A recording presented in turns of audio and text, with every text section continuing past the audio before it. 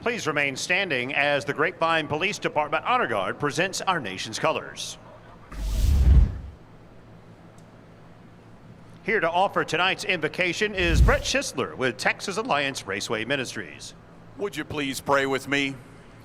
Most loving and gracious God, we come here this beautiful evening and we thank you. We thank you for the chance to come together and to pray as free people. We think about the men and women all over the world that help to keep us free. And we thank you and we ask for your safety for each and every one of them. Lord, we come to you tonight and we ask for safety. We ask that you be with all of the drivers, all of the crews, all of the fire safety workers, and with our world. And finally, Lord, we come to you tonight and we just ask that you would help us to understand your wisdom and your will. And it is in your strong and beautiful name that we come tonight and pray. Amen. Here to perform our national anthem from the Grapevine Police Department, please welcome Senior Officer Willie Lane.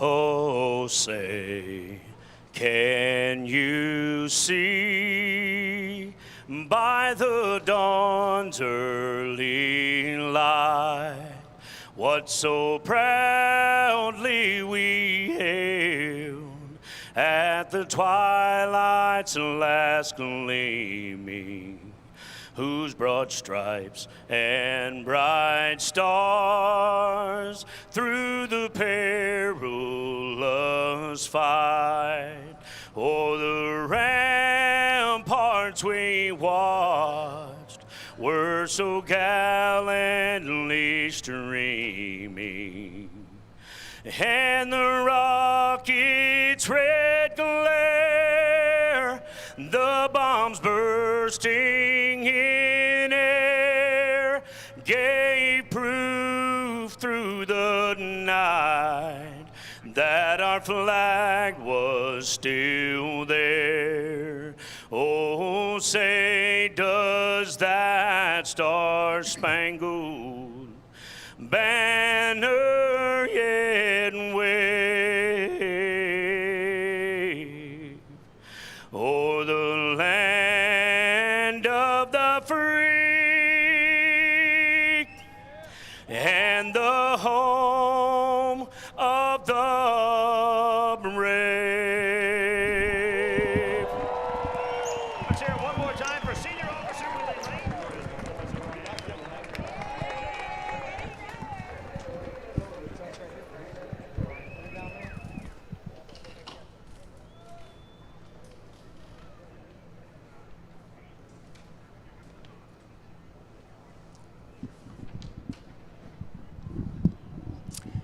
Thank you, Caitlin. Well, we certainly have it all for you tonight here at Texas Motor Speedway. Great weather, great venue, great racing. And to add to the drama, an extra 50 grand we're going to toss into the winner. So who is favored to snag that bonus tonight? Well, let's start with Grant Infinger, the driver of the 98. He scored more points than any of his fellow truckers. He was so happy with his race truck yesterday, they quit practice early. He'll start third tonight. History says you'll have to snatch that winner's check from Johnny Sauter. 5 times he's parked it at Victory Lane here at Texas. And talk in the garage is that the 13 is the truck to beat.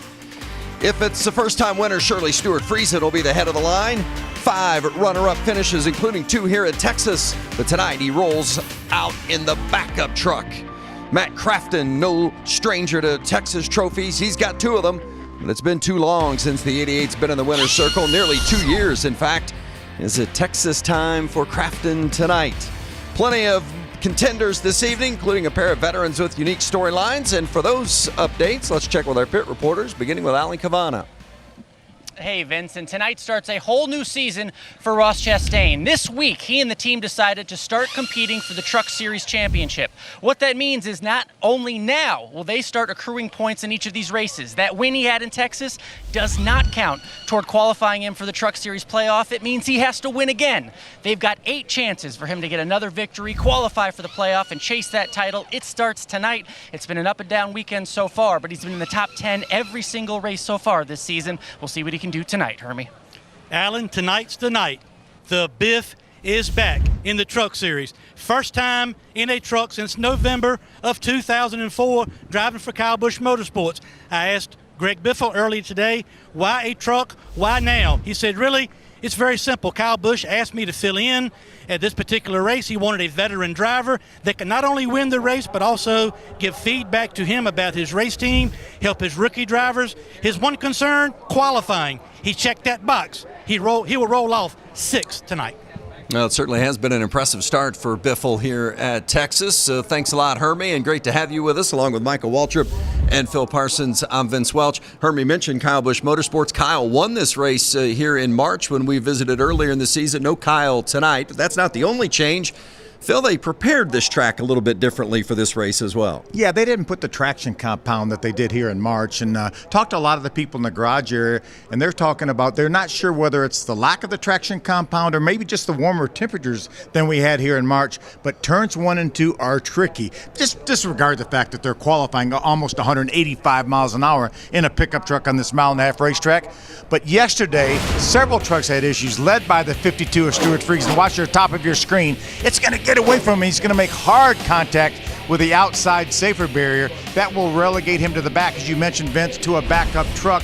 Also, Johnny Sauter, who led the second and third practices, got into the outside wall, and Ben Rose, who was the fastest truck in the first practice, got into the outside wall. They worked on his truck the entire second and third practice sessions, and now they have it ready here for this race. They've been doing a lot of repairs down in the garage area. Maybe they'll have a little extra money to work on those trucks after they pay out an extra $50,000 in the winter tonight, Mike. Phil, sounds like those guys are just going too fast. I mean, they got to go really fast. They run into the wall. But you said it, Vince. 50,000 in the winter. But listen, with the trip, the Triple Truck Challenge starts tonight. You can win an additional $650,000. That's huge for these truck teams.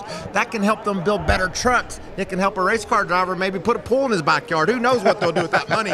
But you talked about the tricky turn two, and all this money on the line, the incentive that these drivers have to go out and try to get a victory tonight. This race, I think, is going to be crazy. The bottom of the racetrack seems to be the preferred groove. How do you get somebody out of their way? You have to use that horn, the chrome one, and bump them out of the way.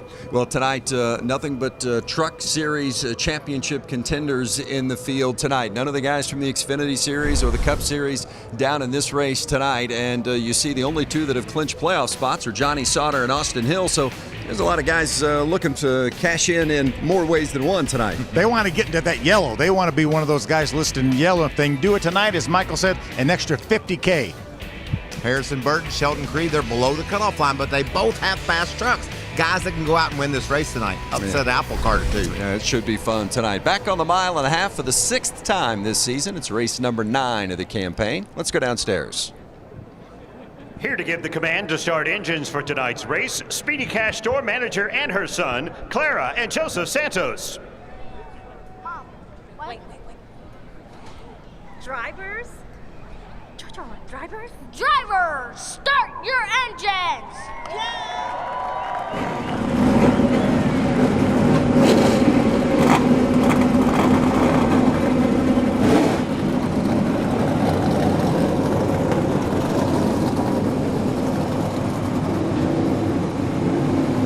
Everybody getting in on the action tonight.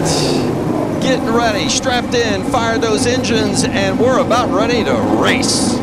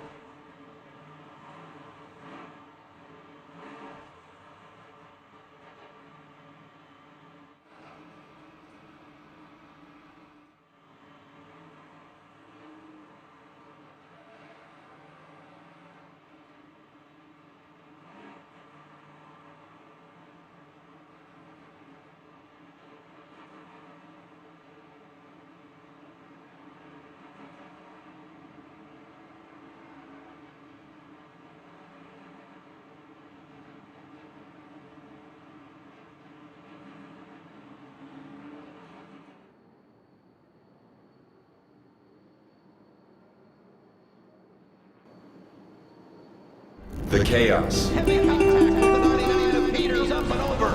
Peters is on his roof. The challenge. Hard in the outside wall. The spoils. Kyle Busch is the winner, victorious. The best stories have a hero who overcomes adversity to win the day.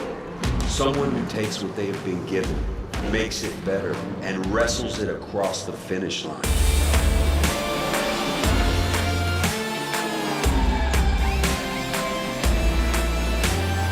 But this isn't a fairy tale.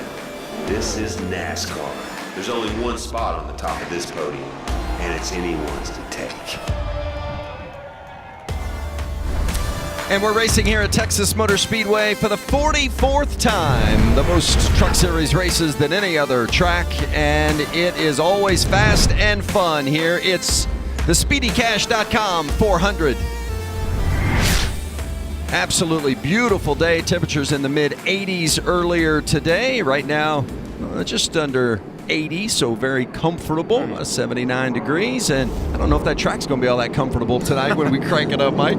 Well, the Gander Outdoors track description you can see here, turns 1 and 2 banked at 20 degrees, 3 and 4 24. That means down this long front straightaway, a lot of speed down into turn 1. You can see the front and back straightaways are both banked 5 degrees.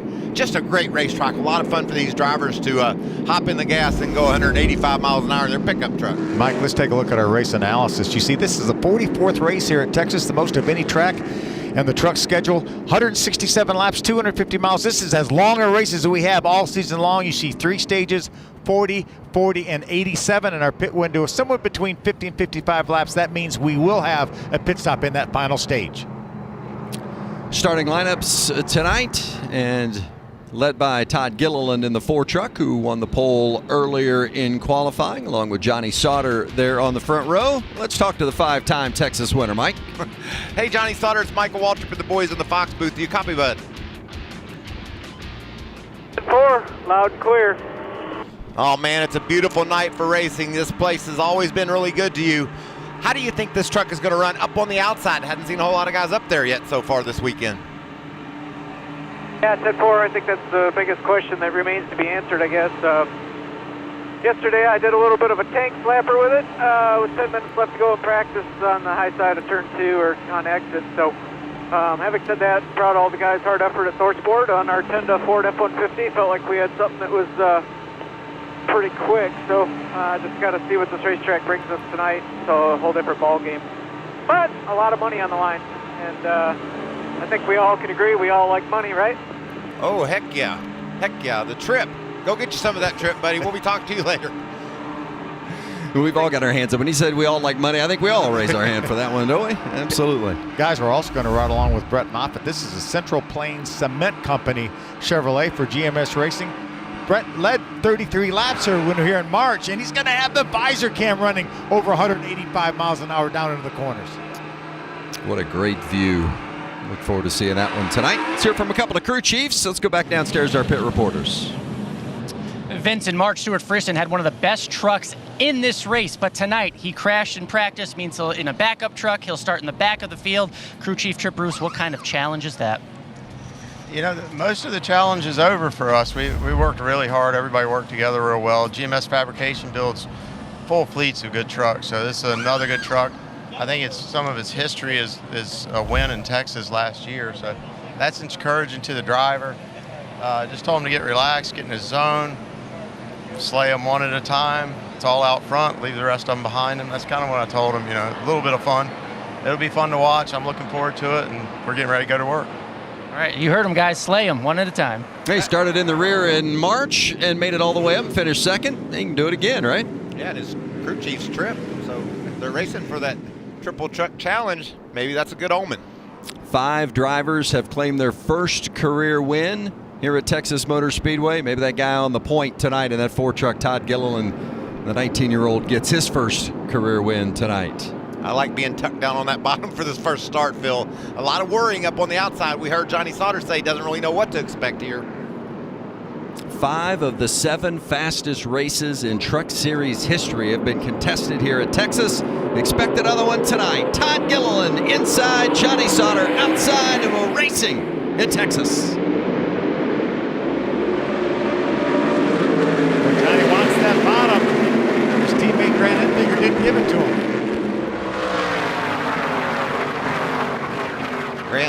that hole quickly once Todd Gilliland and that 4 truck got a great start. And that opened the door for the 98 truck of Grant Infinger to hop into second. Now that orange truck of Austin Hill has jumped to the inside of Johnny Sutter. They're side by side for third.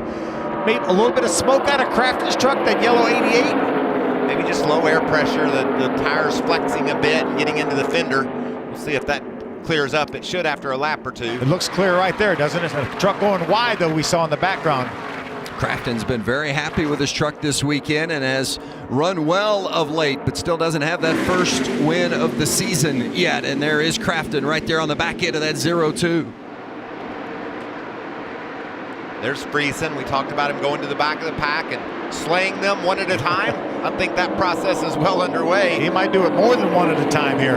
Cody Robaugh on the 9 just ahead of Friesen as Friesen ducks to the inside to make that pass. 3 wide and get in that position. Whoa, Jordan Anderson slips up the track in that black 3 truck and nearly got in the back of the 9, was able to hold it off of him. This is really indicative of what we saw in practice. Guys really slipping and sliding down in turns 1 and 2. That's the 8. That's Tony Marakovich. That's his first ever Truck Series start, running with some good competition right here in the Nemechek truck.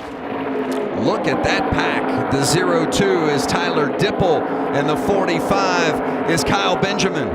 Crafton on the outside, and the 30 coming in is Brennan Poole for position. Poole coming off a great run most recently at Charlotte, a career best second. Here comes Ben Rhodes, another guy that didn't qualify very well. Remember, he lost control of his truck in the first practice session. They spent the entire second, third practice fixing that truck.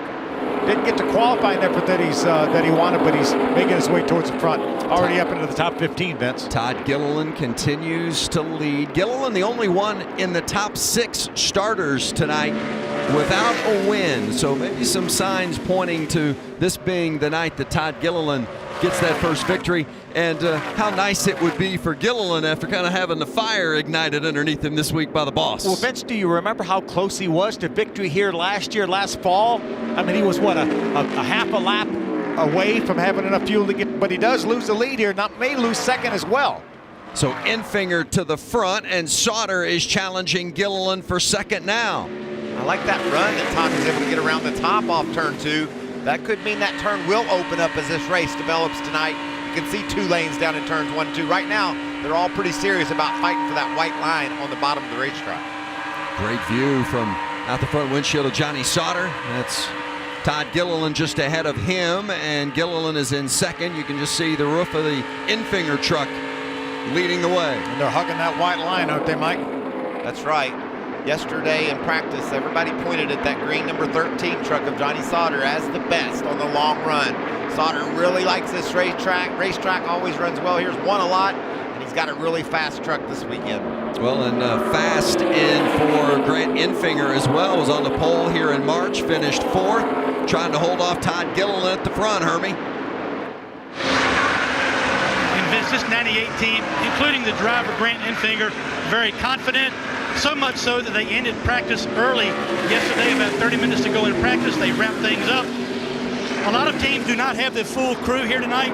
The 98 team has their full over-the-wall crew, but a new spotter, Joe White, on top of the spotter stand for the 98. Last time he spotted for ThorSport is Chase Briscoe at Eldora, and guess what? They went to victory lane.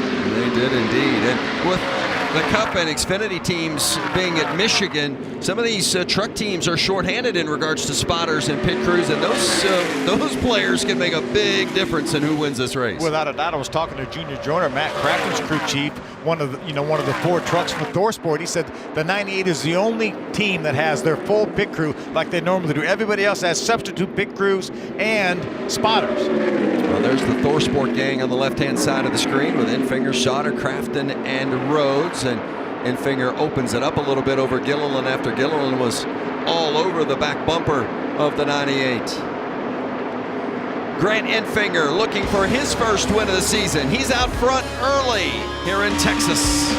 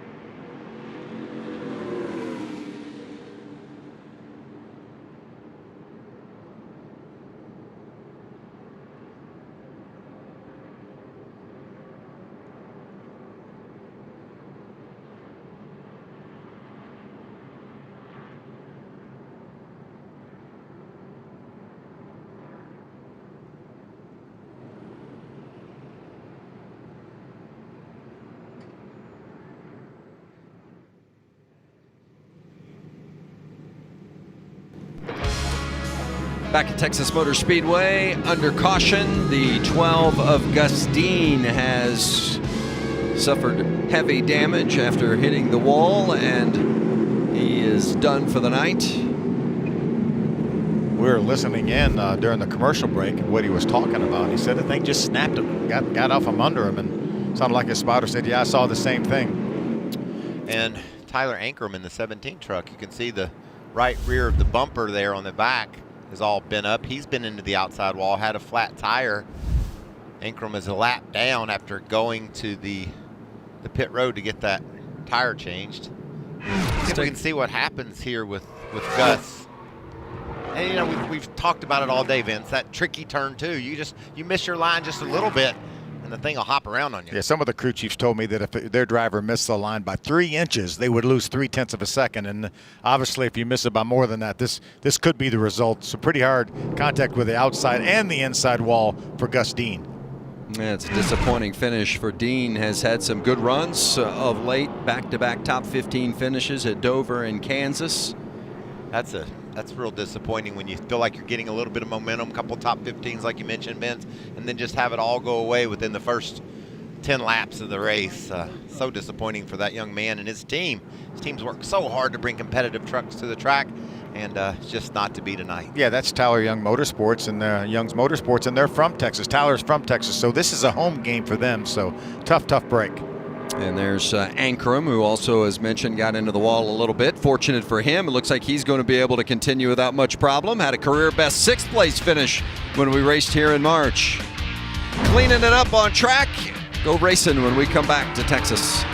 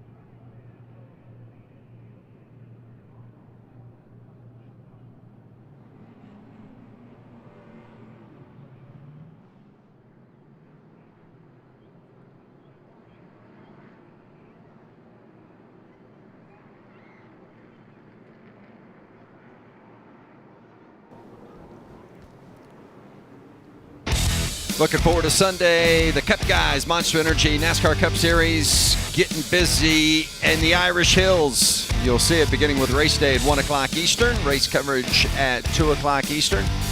And those Stewart Haas guys were showing some speed in final practice today at 4 of the top 5 positions. You know what I love, Vince? They were racing in practice up there at MIS. The cars were running 2 and 3 wide. You could really see the draft playing a big role in who was able to run a fast lap time. So that's a great sign for what we're going to see on Sunday. There's a look at Greg Biffle in that 51 truck.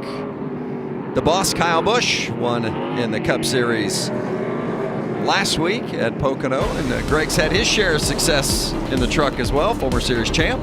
Yeah, a little tidbit. Todd Gilliland, who's running second right now, was 4 years old when Biffle made his last truck start. He probably doesn't remember a whole lot about that, does Right he? there, 2004 at Homestead. Won here in Texas back in 2000. Championship season for Greg. How about that bottom of your screen? 9 wins in 1999, and he didn't win the championship that year. He won it the next year in 2000. He and Kyle Busch spend a fair amount of time at the sand dunes together, playing with the buggies and having a good old time. And we're talking about, you know what? We need to get you in one of our trucks. And the next thing you know, here he is. I've been out there in the dunes with those buggies and those boys. They have a big time, and it's a lot of fun hopping those dunes and jumping around. Hey, before we go back to green, let's find out what's happening with the 13 of Sauter. He's just feeling really good right now. Thinks he has a fast truck early on in this race and believes if he can get the track position so important here. If he can get the lead, he thinks he can drive away. So watch for him to be ultra aggressive on this restart. A good chance to get that position. Could be a great opportunity if those guys in front of him race off turn 2 side by side to open up that 3 wide pass. Well, the restarts provide the best opportunity, and that's why we see that chaos at every time the green flag drops. We expect the same here as well. Grant Infinger leads us to the restart green from the inside. Todd Gilliland outside. Let's see if Todd can hang in there on the outside. Uncharted territory up there. Sheldon Creed behind Gilliland on that outside line. That's not helping the Gilliland ball. And Creed was all over his tailgate. Man, that was aggressive, and you see it cost him there. Almost spun out exiting turn 2. Just that break of momentum. Look at him drive through there. Harrison Burton's loose in the middle. Big save from Burton there, and now Ben Rhodes has to check up as Burton slides back to him. Talked about those restarts being chaotic, and we saw it front and center right there, closer than they would have liked. I thought Sheldon Creed was going to drive in a hole that wasn't there for a moment. I thought there were going to be 3 or 4 cautions in that restart. Look at that, coming off turn 2, as you guys have talked about, that has been a dicey area all weekend long. You cannot get out of line there or it will cost you. See Brett Moffitt there running the outside. That's Sheldon Creed, his teammate, getting by him. He's going to bring the 0-2 of Tyler Dipple with him, and here comes Crafton in the yellow 88. Watch this hole that Creed sees that I know. He's trying to squeeze in a spot there that there just wasn't room, and he got really loose doing so. And then in turn 3, this unfolds. Harrison gets really loose in that 18 truck. Sideways, Matt Crafton had to go up high to give him some space to save that truck, and it all worked out. Did you see how hard Sheldon Creed drove in that corner, though, on the outside of 3 wide? You know, Phil, you were talking to a couple of crew chiefs, and you were telling me that they said the draft seems to be bigger this visit to Texas than it was in the spring, which doesn't make any sense to me because conditions, I guess it could be because of the lack of traction compound in the corners. They're able to run down the straightaways and catch up. Oh, no. That's the 45 of Kyle Benjamin. Heavy damage to the rear end. Another victim of turns 1 and 2. It looks like he was running in the 16th spot. Well, that's disappointing for Benjamin. They had really high hopes coming in. Both his Truck Series starts have resulted in top 5 finishes. Had some great runs for Gibbs in the Xfinity Series too back in the day. Not going to have that kind of finish tonight. Goes in on the outside. That worked out. Maybe gaining some confidence, and then he just gets too loose on exit and off of turn 4 this time into the outside wall. Yeah, I thought it was down in 1 and 2, but he limped around through 1 and 2 here. Well, he actually did hit the wall in 1 and 2. Touch them all, Yeah. as they say. That's done for the night. Kyle Benjamin, a couple of top fives on the short track and a couple of starts, but never had been on the 1.5 miles in one of these trucks and just said he didn't know what to expect. Unfortunately, now he knows how tough these racetracks are. Grant Enfinger leading the way here at Texas, about halfway through stage 1.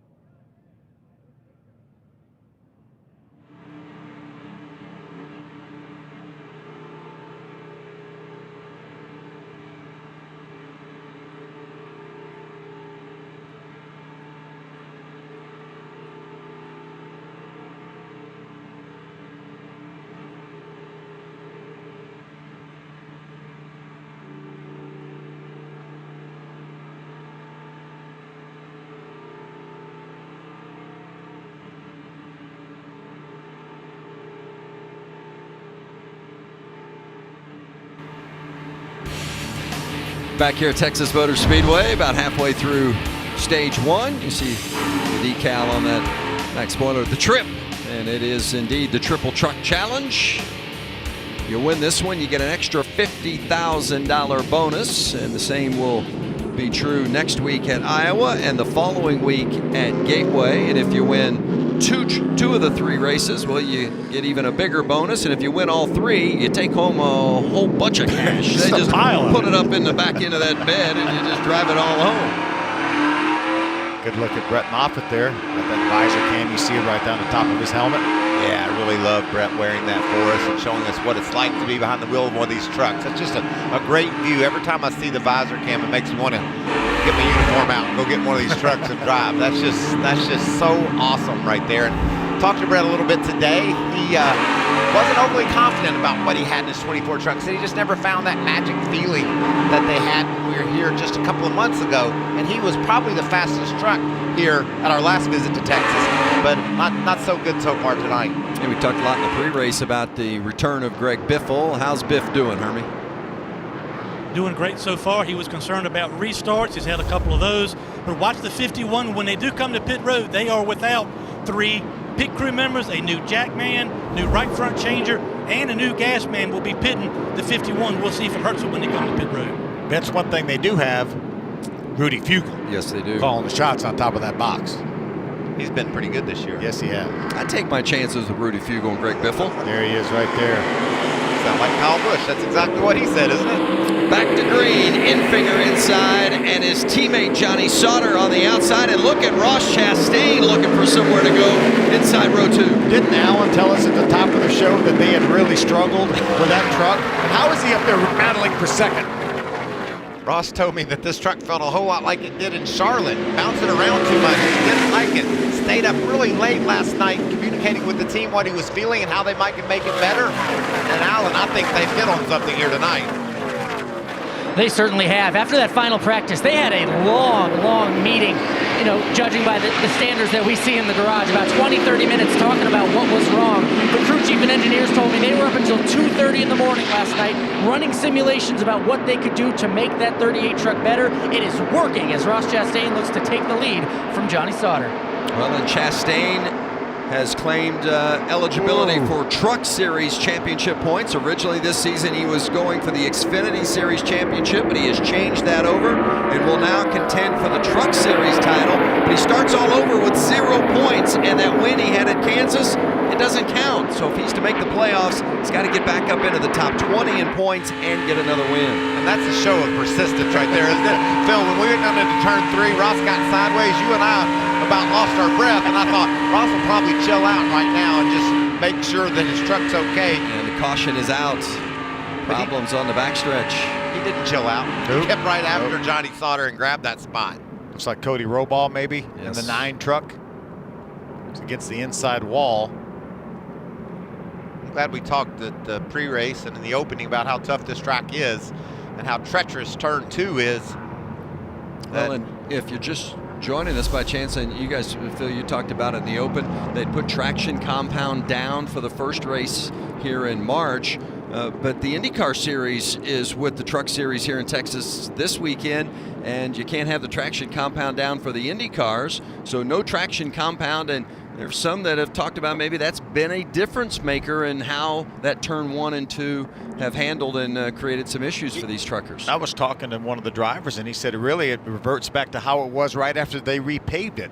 It got better and better and better, and he said now without the traction compound, as we see Cody moving around in his truck, that it kind of feels like that again. Tyler Ankrum will get the free pass via this caution. But we did see Ross and Johnny Sauter running side by side a complete lap anyway. Yeah, and I think it'll get better as the night goes on as well. And I talked earlier about why drafting seemed to be more effective. Oh, we got some takers on pit road. Strategy taking effect already, Hermie. They're going to put 4 tires on the 51. Michael, the truck is a little bit too loose. Short pitting, putting a wedge in the 51. Alan?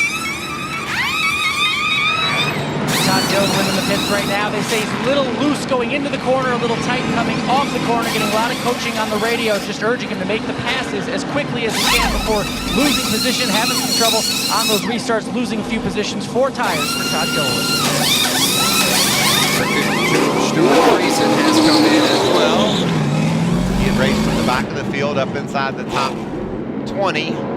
I think Stuart Friesen might have been pacing himself a little bit at the beginning of this race and knowing maybe they're going to pull a strategy play here and come in to the pits and get some tires in service sooner than I thought they would, Bill. And I like this strategy that we've completed 29 laps.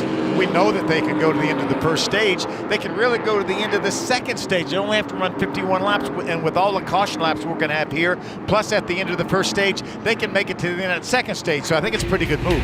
Saw a lot of wrenches in the back ends of those trucks by needing a little help to adjust that balance here at Texas.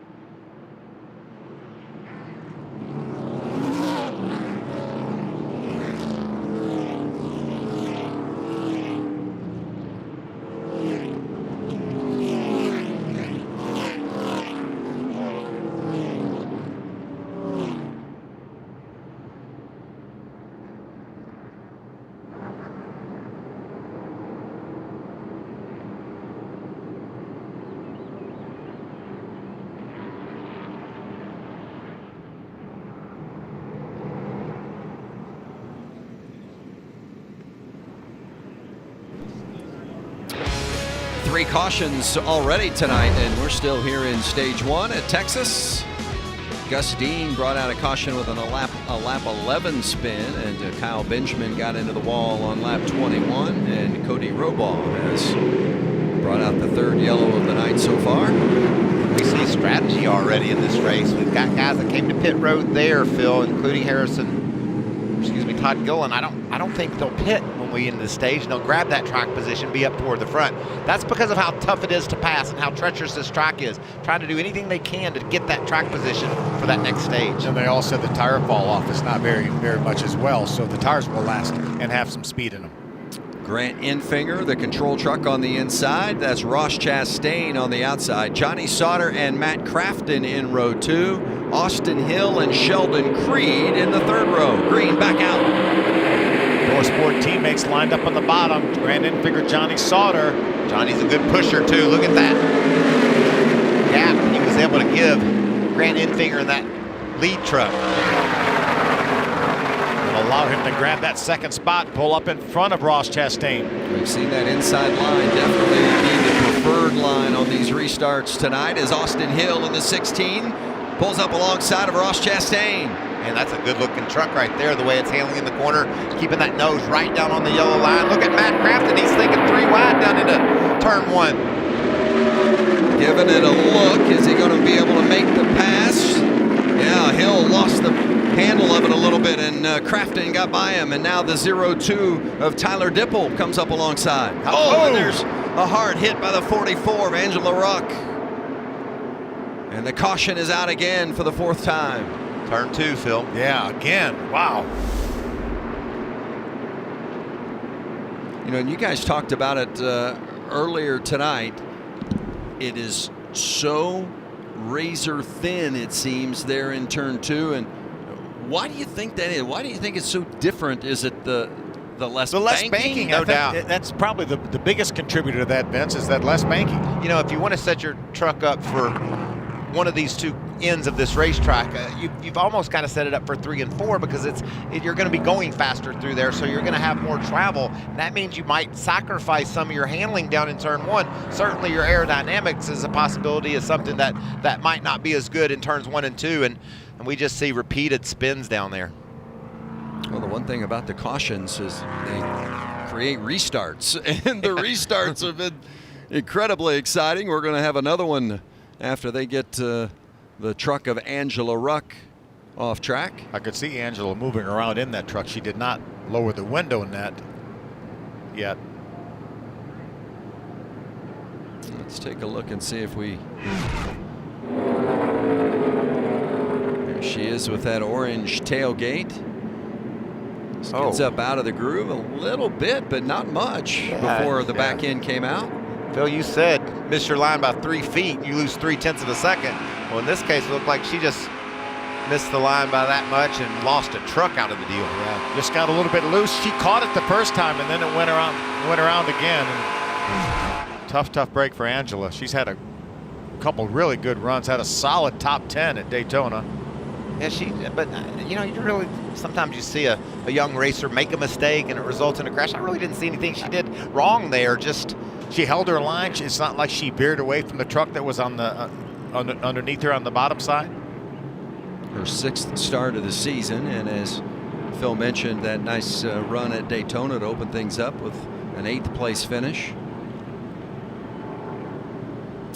Well, the sun's starting to set here in Texas. We'll finish it under the lights, but we're still in the late stages of stage 1. Plenty left to go.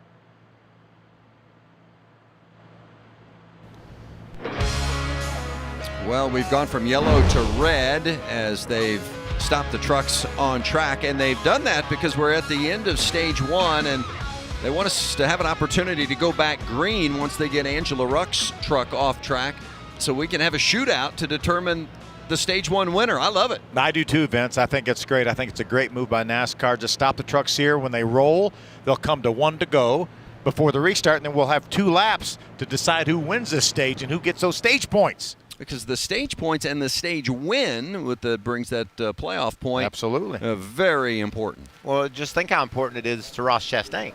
We talked about he has 0 points in this first stage. If he can get a win here, or at least a top 2 or 3 finish, he starts his march toward getting enough points to make his way inside the top 20, which is the first requirement that that team will have to meet, and then also trying to win a race. Probably the more important of the 2. And when you look at the average finishes that Chastain has had through the first 8 races of the season, it shouldn't be difficult for him to get into the top 20 in points. I mean, that's manageable. But getting another win, remember he already has that 1 win at Kansas, but that doesn't count now because at the time he was running for the Xfinity Series championship. Now that he switched over to trucks, he's got to win again. And these wins are hard to come by, Kyle Busch notwithstanding. These wins are generally hard to come by in this series. Here's a look at Chastain, who has done a nice job tonight. He started 15th. He's all the way up to 3rd.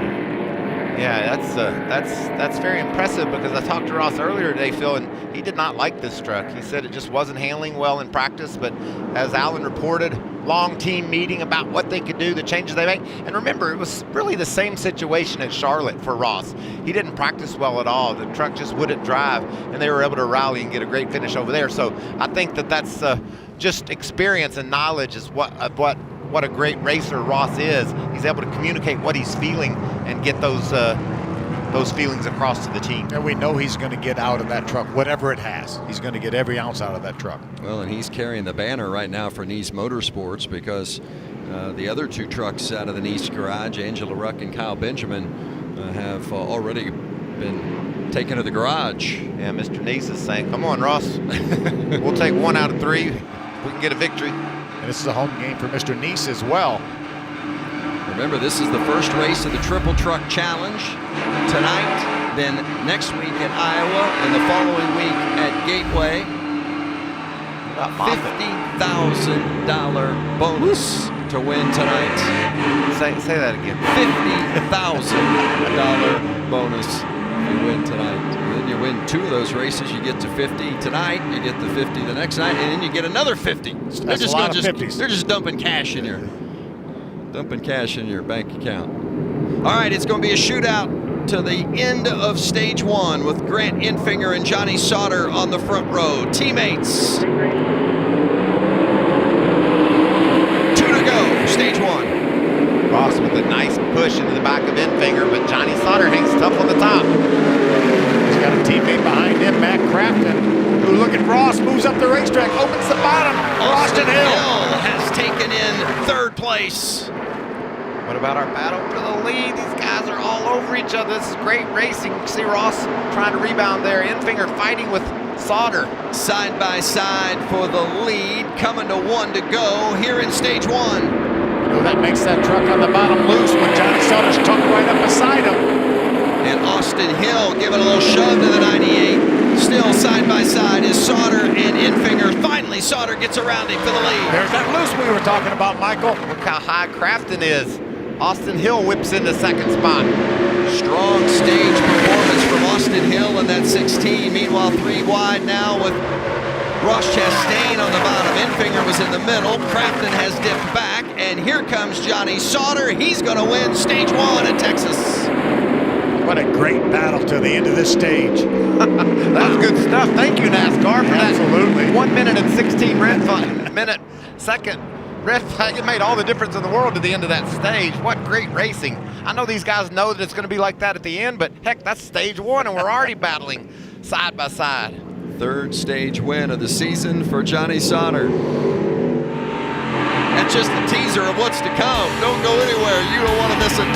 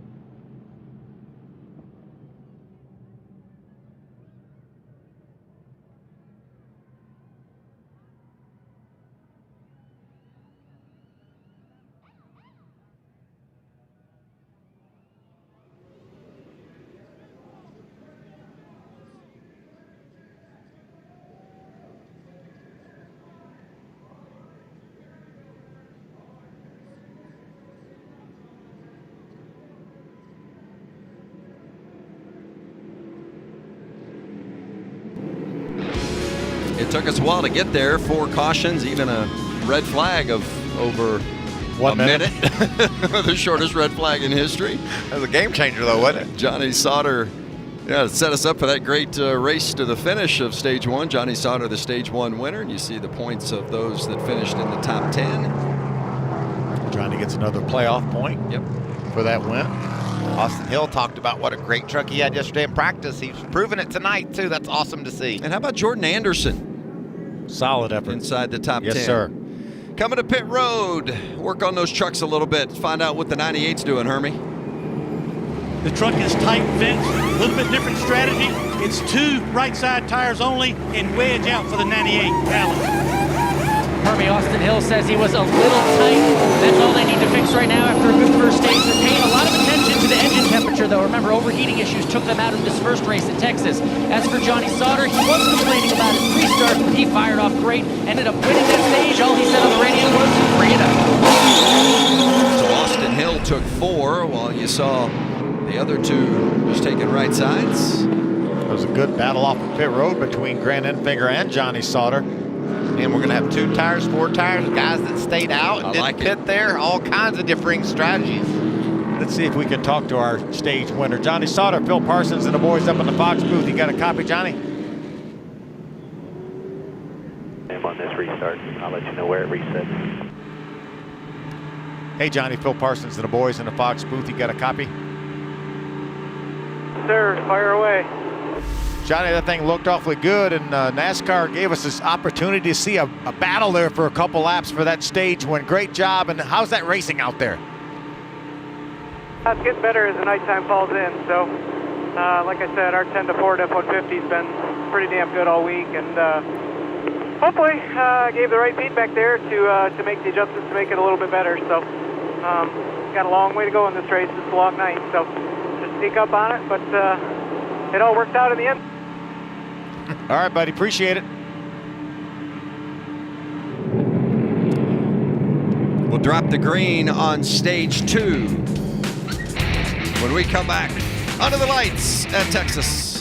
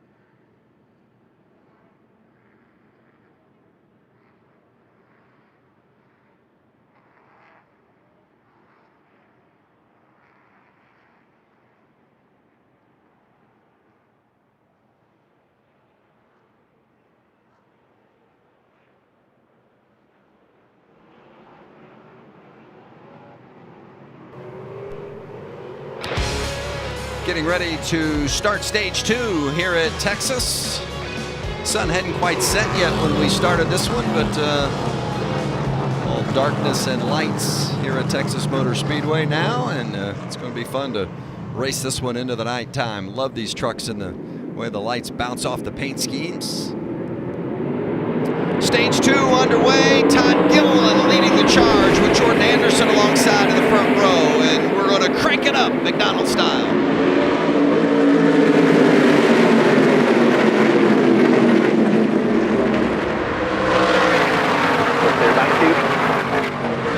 A little run on you here. Little run on you here. Looking inside. He's there. You're clear. Clear by 2. They're side by side. The 99's got a run off there. Clear by 3. By 3. Work on this exit here. Jordan Anderson hanging on to second, and how about the 17 of Tyler Ankrum, who's already been into the wall once tonight? He grabs third, and right now battling and maybe banging fenders with the 99 of Ben Rhodes, who also was into the wall yesterday. There's a lot of blocking going on here early in this second stage. There certainly is, and I think it's that draft, Phil. These guys letting off in the corner, getting a good head of steam down the back straightaway, drafting up on each other. This is good racing. We saw Jordan Anderson, the 3 truck, take a run at Todd Gilliland trying to grab that lead away. How about Tyler Ankrum, who has fought himself back into the top 5? He was 2 laps down after that contact early in the race. Look at the Biff racing inside the top 5. Alongside Brett Moffitt in the 24. That's probably the hardest thing to get used to when you've been out of a race vehicle for a while. That inside run into the corner with the outside truck just down on your side, really loose there. And I think he's got enough experience to feel that. He knew that was coming, backed off a little bit.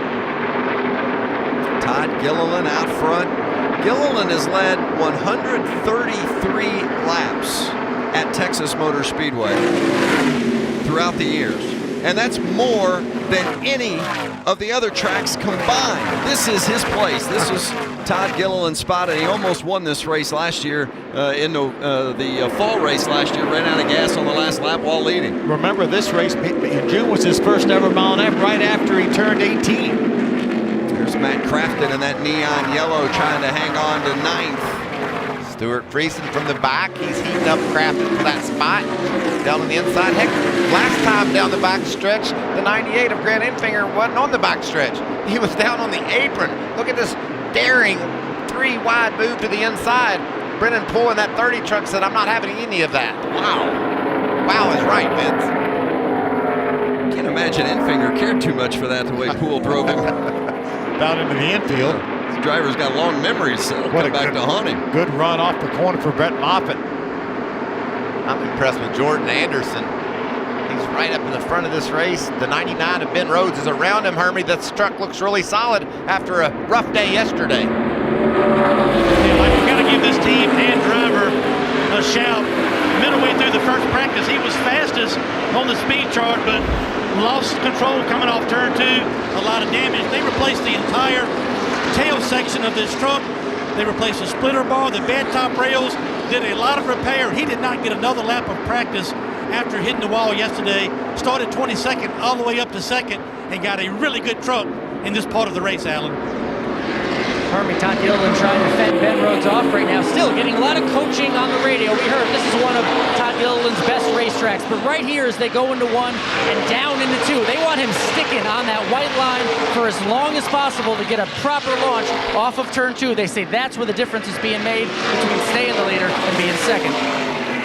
You know what I like, Phil? I saw Ben Rhodes up the hill a little bit. You see it there again in turn 3. He knows if he just follows down in behind the 4 of Gilliland, he's not going to be able to get a move made on him. He's looking around right now, just feeling out that outer groove a little bit to see if there's anything there for him. And that'll also create a little bit of momentum, create a little bit of space, and then that draft becomes even more important. Todd Gilliland out front for 17 laps tonight. That's more than they've accumulated all season leading up to this race. I think all of KBM, other than Kyle Busch, had led 11 laps coming into this race. Remember, A little shakeup in the KBM camp in regards to Todd Gilliland. They swapped crew chiefs. Wes Ward took over the crew chiefing duties for this week in place of Marcus Richmond. Richmond will be on the 46 truck next week at Iowa when Riley Herbst hops in behind the wheel. And next week, Michael Shelton will be the crew chief and take over the crew chief 04. So they're really shaking things up and trying to find the right combination for the 19-year-old Todd Gilliland. Ben Rhodes is staying right with Todd Gilliland.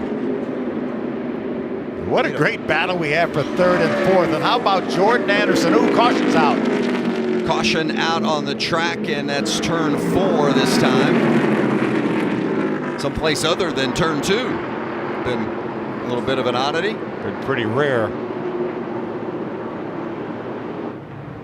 It's Johnny Sauter. Oh no, Sauter. So down so far on the bottom we couldn't see him, and that is heavy damage to the 13, the 5-time Texas winner. He won't win tonight, Vince. See the 16 of Austin Hill following him. You wonder if maybe they made some contact. Sauter was our playoff standings leader coming into this race and was the winner of stage 1 tonight. And I would say the favorite. Totally. Among the folks down in the garage area to be the guy you have to beat tonight. He's in trouble. They may be able to patch this together and get him, keep him on the racetrack, but as far as being in contention, it's not going to happen. Heavy damage there to Sauter's truck. Coming to you, Alan. And Johnny Sauter says put tires on it because the steering is fine. Maybe they can clean it up and get back out there. Remember, he started midfield, mid-pack on that last restart after the stage. He says that's what you get when you restart mid-pack and race back there. We'll see what happened to him on the track, but he's calling for them to fix it as best as they can. Again, the steering, he says, is fine. He says put tires on it and fix it for the moment. We see it, though, so often that when you get back in the pack, and you talk about guys wanting track position, running up front, because the accidents happen a lot less frequently in the front. There's a contact. We thought about it because he was following him down towards pit road. Looked like Austin Hill just got a little bit loose, got into the left rear quarter panel of Johnny Sauter, and then nothing Johnny could do about it. Well, that's too bad. One of the top trucks of the night. Johnny Sauter with heavy damage. Riding with Sauter here. Yep. It didn't take a lot, just a little bit of a bump. Austin Hill down on the bottom. We talked about how hard it is to keep control of your truck when you're down there under another one, and Austin's slipped on him and he wrecked Sauter. It's going to be the 3rd straight race in which Sauter has had a finish that's not reflective of how good a team they are. They were 22nd at Kansas and 17th at Charlotte. And by the looks of things, they're going to finish well down the line tonight. Yeah, that's for sure. And good news is Johnny Sauter already with a victory this year at Dover, already qualified for the playoffs. Under caution for the 5th time tonight because of incident.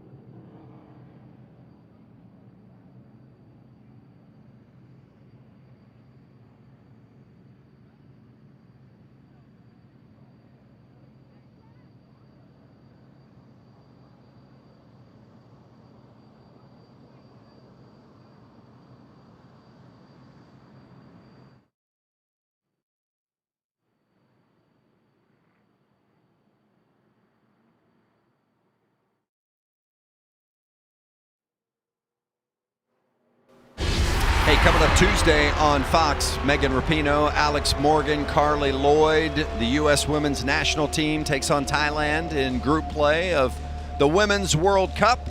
Coverage begins 2 o'clock Eastern.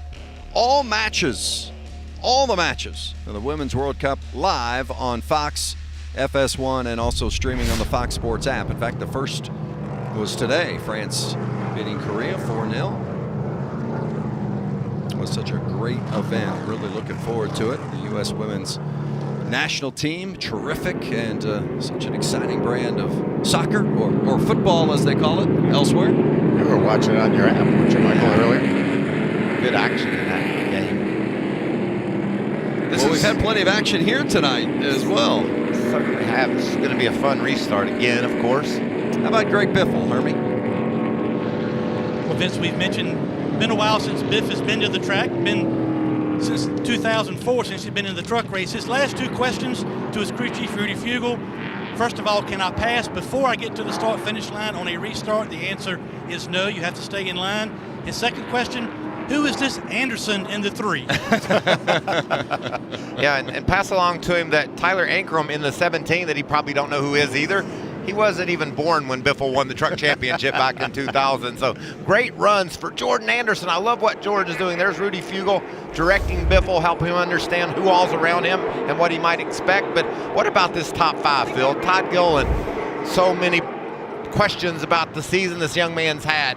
He's able to answer the questions. Ben Rhodes into the wall yesterday, top 5.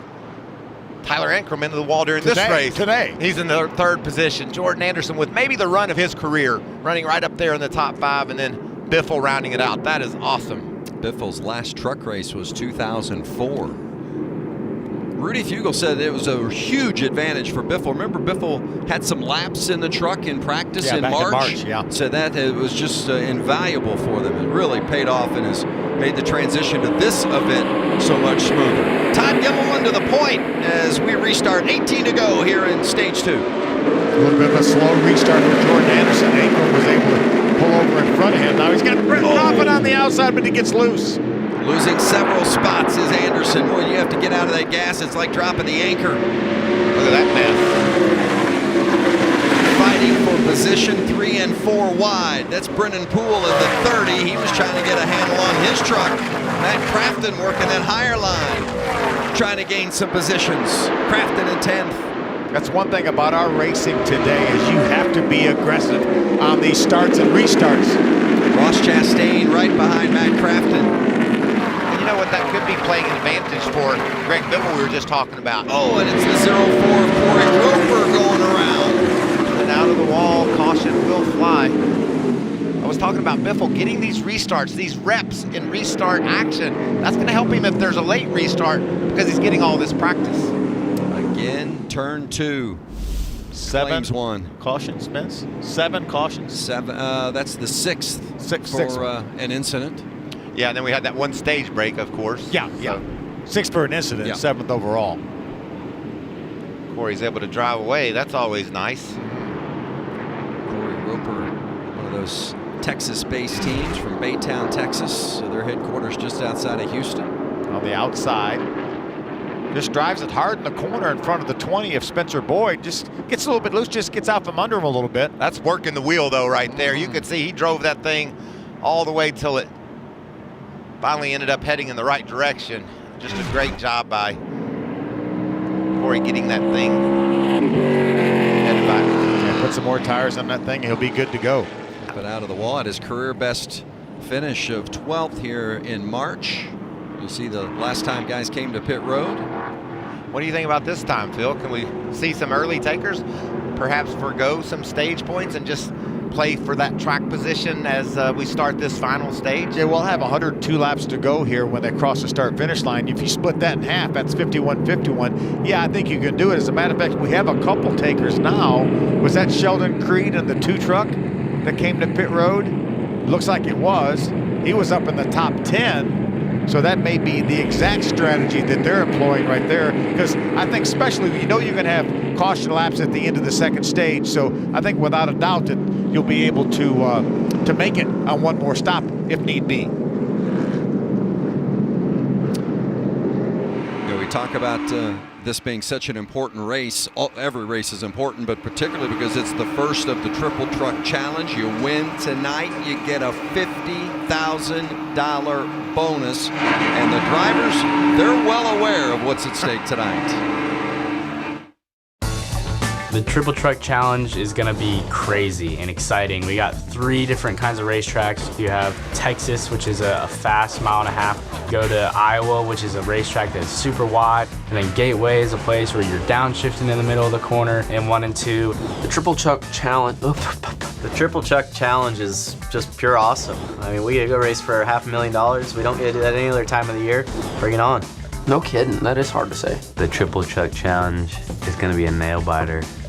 I'd go as far as it takes to win one of these races. So that means moving someone out of the way, or stuffing myself in the bottom, moving them up the racetrack, then see you later. Man, if you was to win 3 of those in a row and get that much money, that's insane. So all I gotta say is whoever's in front of me, if I'm running second, they better hold on. We're still in the middle of the race season. We're still paying points, so you gotta be smart about it too. I'd love to buy a house, so that'd be a hell of a down payment. Man, you're not supposed to count your chickens before they hatch. But it's going to be race car parts. I can assure you that. To be able to race for a little added bonus, puts a little pep in your step, and not only for the drivers, but for the crew guys and the teams as well. So I think it's a great thing for the series. The Triple Truck Challenge is an opportunity to put your name down in the history books. It's an event that's never been done before, and you can be sure that every driver is going to bring their A game. I mean, it's special enough just to win, period. But then they throw in an extra 50 grand to do it, and then as you win again and again, it just keeps getting bigger and bigger in your bank account. They give trophies too. Yeah, I'd take the trophy. But I'd like to have a little extra cash too. Damage to the back of that Ford truck Yeah. there. Let's check in with Alan. And I'm up here on the top of the box for Todd Gilliland with his crew chief, Wes Ward. First time you two are working together. Your driver's out there in the lead, getting a lot of coaching on the radio. Assess how he's doing. Really good so far. Truck's just a little tight right now. The Mobile 1 Tundra is, he's doing a really good job. We did a good job executing there in that first stage. Can't really do that again here. It puts you in a box for the rest of the race, but still just a little tight. We'll work on it here. But the main thing is just keeping him calm, keeping him cool. We'll be okay. Pretty happy so far. We just got to finish. How's the communication been between you two, working together for the first time officially here in a truck race? I mean, it's really good. I mean, it's really, we've been around Todd all year. I mean, KBM has a lot of good people, so it's we have depth. So we're able to plug somebody like myself and then make it work. So we're okay. Communication's fine. Todd's giving good feedback. We're okay. Todd Gilliland looking for career win number 1. Well, I thought it was interesting how Wes Ward mentioned the word calm, because when you talk to folks at KBM and they talk about Wes Ward, they refer to him as a calming influence, and that's exactly, it seems, what those two have hit on, Wes and Todd Gilliland. And Phil, you know this as well as anyone. When you have the talent that Todd Gilliland has and the equipment that Kyle has, sometimes it's just communication. It's the driver saying, I'm loose, and the crew chief understanding just exactly how loose he means. Yeah. And that's something that it just has to come natural. It has to be a confidence in one another. And I know Wes has certainly brought a lot of confidence to Todd tonight. He's doing a great job. Like he said, I want to see him close this out. Let's finish this baby. Now, that's no knock on Marcus Richmond, who was the previous crew chief working with Todd Gilliland. Sometimes it's the combination. It's the mixture, and Marcus Richmond will be back on the box next week at Iowa working with Riley Herbst, and then at Gateway with Chandler Smith in that 46. And remember, Marcus Richmond and Todd Gilliland came within a quarter of a lap of winning here last November, so they had some awfully good runs together. Back green, coming to 12 to go in stage 2 with Todd Gilliland and Ben Rhodes fighting for the top spot. Ben Rhodes with a nice start there. He's able to pull even a little bit ahead with Gilliland as they go down into turn 1. Brett Moffitt is behind, and now Gilliland's going around. Can he keep it off the wall? No. These guys not checking up behind you. Damage to the 4 of Todd Gilliland. Just as we were talking about what a great night it had been for him. He's led 31 laps tonight with heavy damage. We'll look at the damage first, guys. Get a battery ready. The restarts, everybody's trying to get everything they can, and it's just such close quarter racing. Yeah, and Ben Rhodes did a perfect job on that start. And Todd Gilliland didn't have a pusher. We've seen that inside lane get an advantage because of the draft and the push down into the corner. He didn't have that. It gave Rhodes the opportunity to get his nose out in front of Todd, and he got loose and spun out. Yeah, it seems to me like the trucks that have been on the outside have really been tight down on those trucks on the inside. They get, at best case scenario, they get loose down on the bottom, but when you have a truck that's really, really close to them, that just robs all that air off that rear spoiler.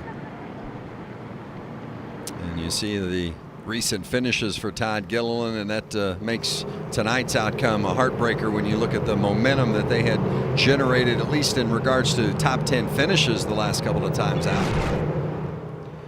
There's Gilliland on the inside front row. You saw him get loose and wiggle a little bit and then tried to catch it.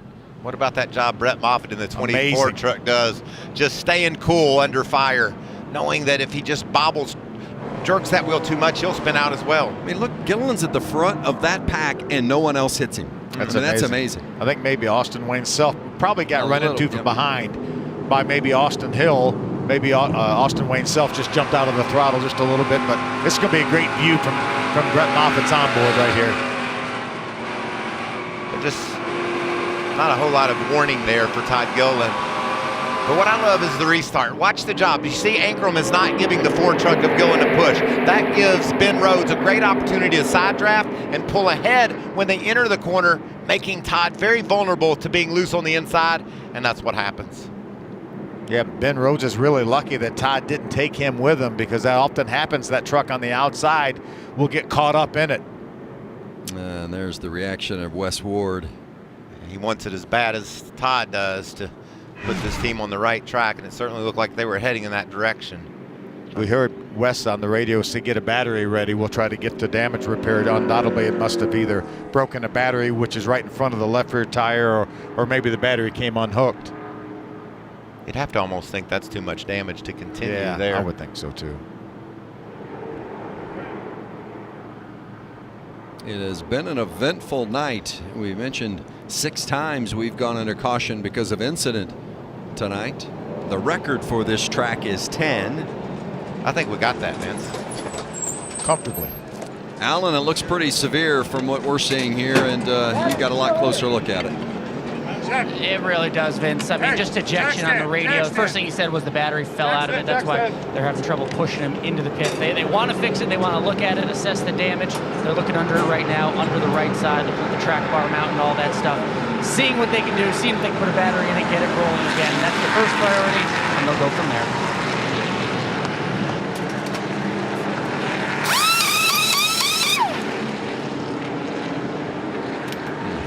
Got a lot of work to be done, and you know, we talk about the fire being lit underneath Todd Gilliland and to Harrison Burton to an extent as well, from Kyle Busch's comments, the team owner's comments last week about not being happy with the young guys and how well they have run.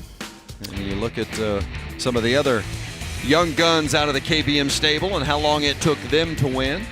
And Phil, when Christopher Bell, Eric Jones, and I think after a few races, William Byron, we said these are Cup stars. Yes. These are guys that will go race on Sunday, and they've done just that.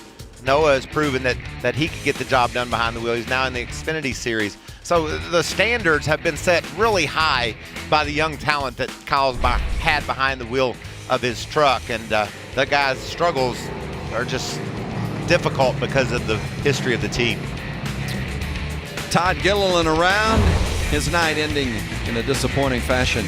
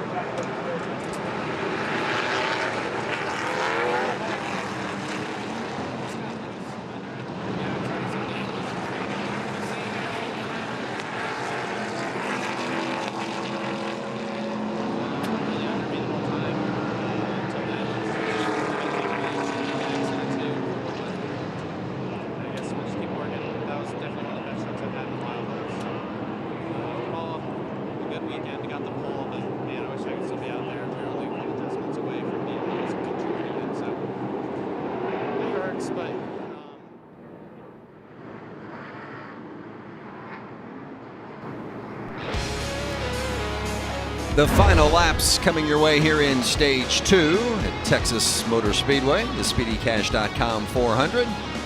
Speedy Cash, that's what tonight's all about, right? Yep. You can get $50,000 extra Speedy if you're Cash. speedy enough, right? You just have to be the speediest. How about Tyler Ankrum will start up on the front row? He was 2 laps down at one point tonight. And he's got duct tape all down the right side. That's a good feel right there on the front row. Of course, the Truck Series running along with the IndyCar Series here at Texas Motor Speedway. Takuma Sato won the pole position in IndyCar qualifying earlier today. Todd Gilliland was the pole winner for the Trucks, but his night has come to an end. And we're getting close to the end of Stage 2 with Ben Rhodes heading to the point. What about Stuart Friesen from the back to the front? It's no big deal. Friesen started at the back in March, finished second, started at the back tonight, and he's up fighting for second right now. Good battle with Tyler Ankrum. Friesen in the number 52, that's Ankrum in the 17. Brett Moffitt's going to join that battle as well. And Biffle and Crafton right behind that group. Whoa, here we go again. Oh, and it's Ankrum. Oh, wow. Anchor to the right. Let off the brake. Let off the brake. Let off. Back it right into his pit box like Brad Keselowski did. No, we stay green. We've stayed green though while Ankrum has gone onto pit road. Look at this, 4 wide, and one guy isn't even on the track. Wow, Chastain for position below the white line and got 3 spots. He's not even on the track. Oh, wow, these truckers are so much fun to watch. Rhodes holding on to the lead, and Stuart Friesen. Both these guys wrecked yesterday in practice. Rhodes in the first practice didn't even get back out for the second and third sessions, and Friesen had to go to the backup truck. Amazing. I was talking to some of the guys in the garage. He said, well, Ben Rhodes, they'll probably fix that truck and have a little more downforce than it did when it got there. They'd get away with a little bit when they have to repair them. Look at that run through turns 3 and 4 that Friesen had there, and all the momentum.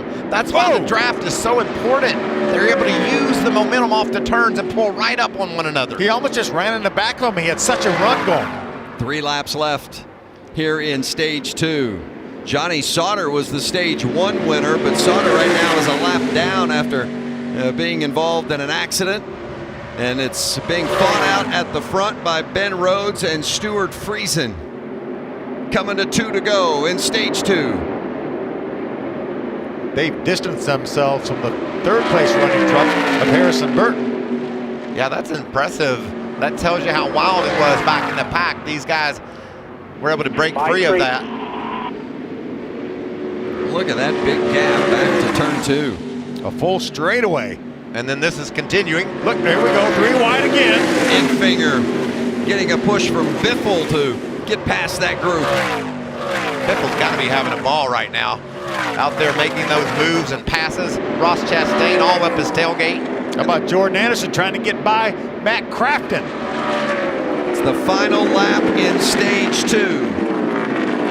And there goes Jordan Anderson around, and he's going to be able to keep it off the wall, off the outside wall, slides down inside, and hopefully everyone will avoid him. But we're coming to the green and white checkers for Ben Rhodes. Ben Rhodes, his first stage win of 2019.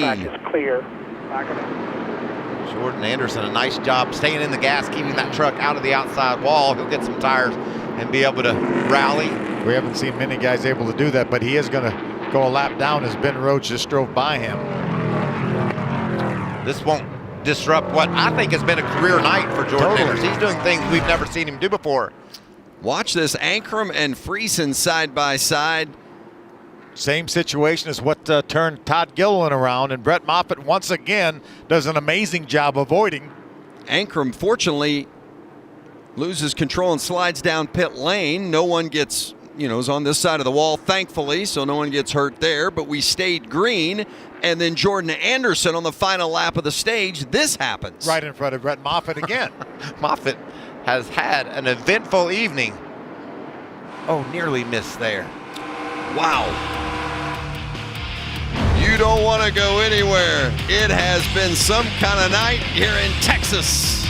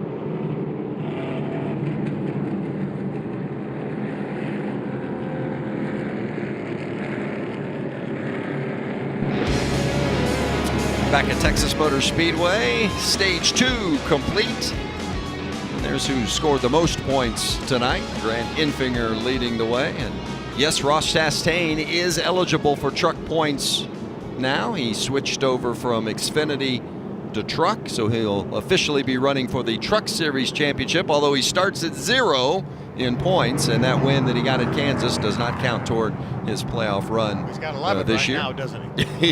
Yeah, and he might be in the top 20 by the time this thing's over. But at this rate. Yeah, we've had a lot of cautions tonight. In fact, the most cautions for incidents in the first 2 stages of any Truck Series race since we went to stage racing. Now, no, not a lot of history, but still, we've had a lot of stoppage tonight. Still a lot of cautions for sure. And we're not done yet. We're not even halfway in this race. Well, they're going to be coming to pit road, and some of these guys are thinking that they've got to get some adjustments made, that's for sure. Johnny Sauter won stage 1, but then was involved in an incident, had some contact with Austin Hill, and suffered some significant damage to the rear end of his truck. And as they head your way, we'll toss it to Hermie. Vince, from a 22nd starting position to a win in stage 2 for Ben Rhodes. His truck is loose. It'll be 4 tires and a wedge adjustment on the right side, Alan. Hermie, at one point in this race, Harrison Burton at the center of your screen asked his crew chief, is it time to get conservatively? His crew chief then said, forget conservative, just be aggressive. Well, Harrison Burton listened. 4 tires and air for Harrison Burton. On the bottom of your screen, Stuart Friesen, once again, one of the fastest trucks on a 1.5-mile track. He's got it again tonight. He just came over the radio and said, we're good. No adjustments for Stuart Friesen. Long pit stop, though. Was able to hop out there and stay inside the top 5, I think. Well, look at that. Some differences in strategy and but a great pit stop by Ben Rhodes, guys. A sub 15-second pit stop. And the 99 of Ben Rhodes. Let's talk to the stage 2 winner. Hey, Ben. It's Michael Waltrip and the boys in the Fox booth. Do you copy?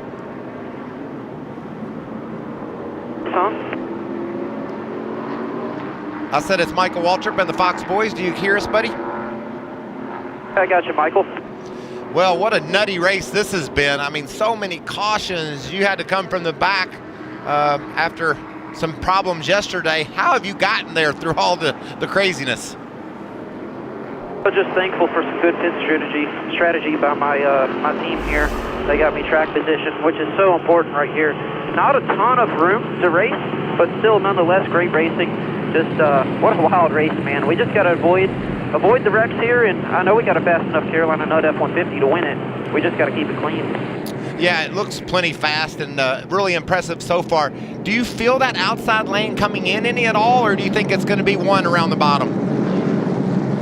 It's coming in for restarts in 1 and 2, and then 3 and 4 I can run the high side under green flag laps. So definitely have something in 3 and 4, but 1 and 2 it's gradually getting there. All right, it's been fun to watch. Close this deal out, buddy. All righty, thank you, Mikey.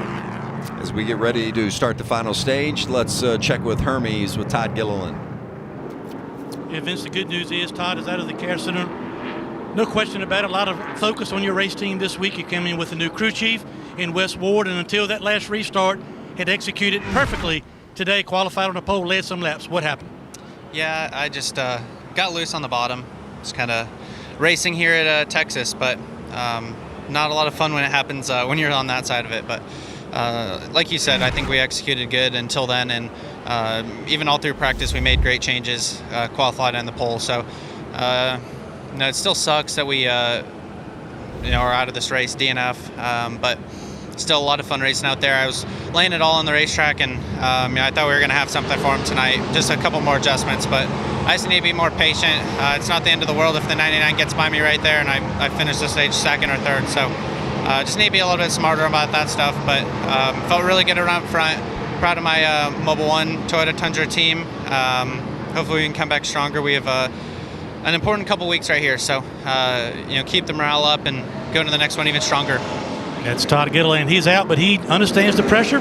Had a good night tonight up until that restart. They need to keep that momentum going, try to get something happening. Led 31 laps tonight, and You talked about the next few weeks, and I mean, we're at the halfway point in the regular season. In fact, past the halfway point in the regular season, and you got to position yourself for the playoffs. He came into this race tonight 1 point to the good in the playoff for the final playoff spot, and that's going to change tonight. Yeah, more than likely he's going to be down below the cut line. With we're going to have, what, 6 races to go before the regular season ends after this one. What about some of the strategy? 7. I guess 7 races to go before the regular season ends. Tyler Dipple up on the front row. There's Corey Roper in the 04 Texas racer. Austin Self with a spin. Now he finds himself in the top 5. This has just been one crazy night. I guess it'd be fitting for the Carolina Nut Truck to win, right? Yeah, Sheldon Creed actually came in on the most recent caution on lap 72, so he's the only guy out there right now that pitted back on lap number 72. Everyone else came to pit road with varying strategies on this caution flag. I liked how when Michael was talking to Ben Rhodes, he referred to it as a nutty night with the Carolina Nut Company. You think that was accidentally? I actually do think that was accidental. You never know what's going to come out over here. Stage 3 underway. Look at Friesen. Oh, he's going to get into the 22 truck of Austin Self. Sends him up the hill. Friesen takes advantage and takes the spot. Unbelievable how tight the racing is on these restarts. Friesen trying to go by the 04 Corey Roper. Grant Infinger now on the bottom as he gets past that red 04 of Roper, and Matt Crafton going to take a look as well. Ross Chastain got loose in that green truck and clipped Self, but battle for the lead here. Sheldon Creed and Tyler Dipple. Dipple in the 02 on the outside. Wow, and Creed coming right back. Watch this run Ben Rhodes has. Is he going to go through out on the high side? I think not. I think, holy, Creed gets Contact loose. again, but he saved it. Creed gathers it up, and Dipple loses the handle.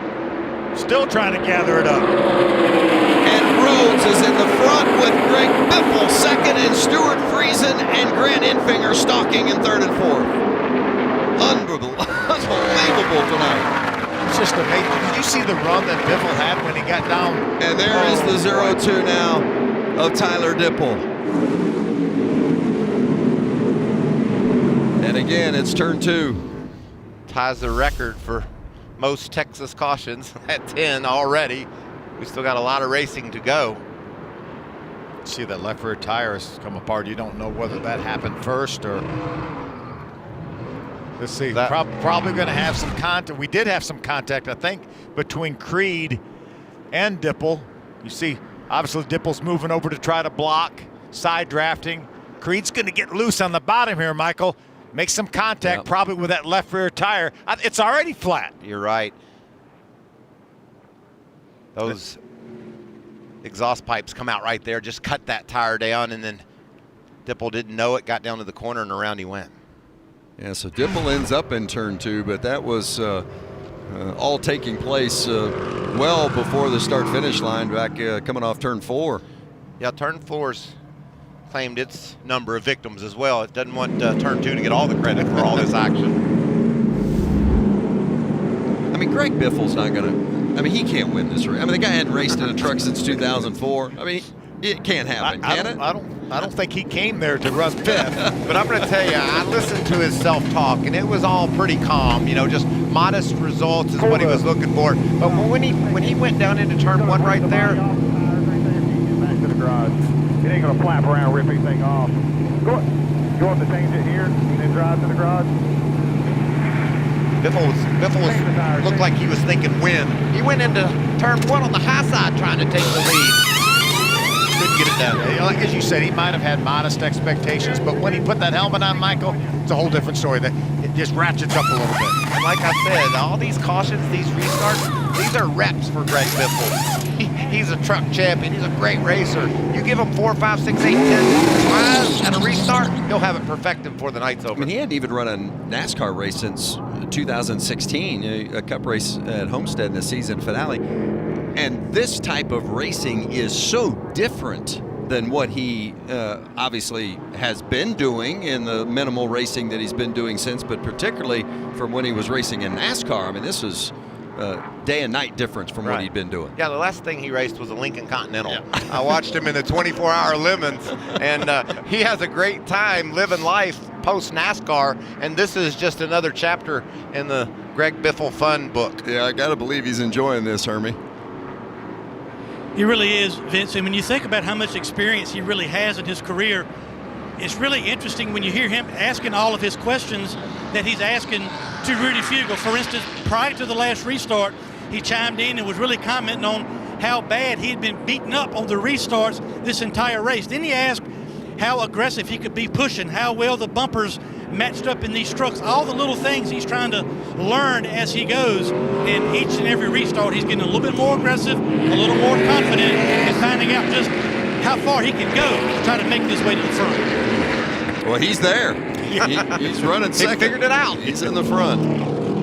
Hey, tomorrow we've got a couple of the best rivalries in baseball headlining our coverage. Most of the country will see the Cardinals and the Cubbies, while others will catch the Dodgers and the Giants. Boy, hard to beat those two rivalries. Coverage begins 7 Eastern on Fox and the Fox Sports app. Check your local listings for the game in your area. Kenny Wallace versus Kurt Busch. Yep. Kenny, a big Cardinals fan. Kurt, a Cubs guy. How about our fastest pit stops there, Xfinity fastest pit stops last time through, and you guys talked about Ben Rhodes and what a great stop that was. Really solid. Anytime you can get anywhere around 15, 16 seconds, that's a great pit stop. And remember, now these are not his regular guys. Grant Enfinger at ThorSport has the regular guys. Ben Rhodes is a little bit of a mixed match, as well as Greg Biffles. I'm getting nervous. Every time they line back up to go racing, this gets my heart to beat. I don't know what to expect. I know how hard it is for these guys to race as hard as they're trying to race and keep from wrecking. We've certainly seen that. How about Anthony Alfredo in that 15 truck running 6th? Corey Roper 7th. Sheldon Creed hanging in there in 8th. Remember, Alfredo had his best career finish at Charlotte last time out, finished 8th. Running the DGR Crossley equipment. Our SpeedyCash.com 400 race summary. And Ben Rhodes, our current leader, but it has been full of action. Ooh, it sure has. You see, we've had 6 different leaders, but look at the cautions, number of cautions. 10 cautions for 47 laps. Brother Darrell just texted me and said, I know it's no limits Texas, but there ought to be limits on caution flags at least, but you can't tell these truckers to back it up, back it down. They're not going to do it. They're going to race as hard right now as they will on the last lap. They know how important track position is. Ben Rhodes talked about it when you talked to him. Michael said, my team gave me some great pit strategy that got us track position, and he went on to win that second stage. What about Biff down there on the bottom, restarting on the front row? First race in a truck since 04. That's right. If you don't remember Greg Biffle as a truck series driver, he was the series champion back in 2000. He won 16 times in the truck. And if you don't remember how Greg Biffle made it to the NASCAR world, it was Phil's brother Benny that discovered him during winter heat back in Arizona back in Tucson. Was it at Tucson? Told Jack Roush, you really need to take a look at this guy. That worked out, didn't it? Still working out. Pace truck is off. Third stage here in Texas. Oh, and a problem for Rhodes. Don't know whether it's shut off or a transmission issue. I think he picked back up the pace. Looks like he is back up to speed now, or getting back up to speed, I should say. Well, that was a smart move by Ben Rhodes, though. When he realized he had a problem, he got out of the line of fire and out of the way, and that didn't stack up the rest of that outside line too badly. Grant Enfinger has gone to the lead with Greg Biffle chasing in second. And there's Friesen with a little bit of contact, but gathers it up. How many times are we going to see those trucks get loose on the bottom? We've had a few great saves and some not so great. Yeah, that was Friesen and Anthony Alfredo. Austin Hill now alongside Friesen. That's Hill in the orange truck. The winner at Daytona to open the season. Felt really confident in that 16 truck, Vince. Thought they had some. There's your boy. Natalie Decker's around as well in the 54 truck. Oh, and there's contact from the 14 of Trey Hutchins. So 3 vehicles involved in this one. Looks like the radiator is gone in the 20 truck of Spencer Boyd. Hutchins was probably blinded by the smoke, couldn't see what was ahead. Made late contact with Spencer Boyd. Boyd had a good run here in March, finished 11th. We've set a record, Vince. That's just outside the top 20 when that incident occurred.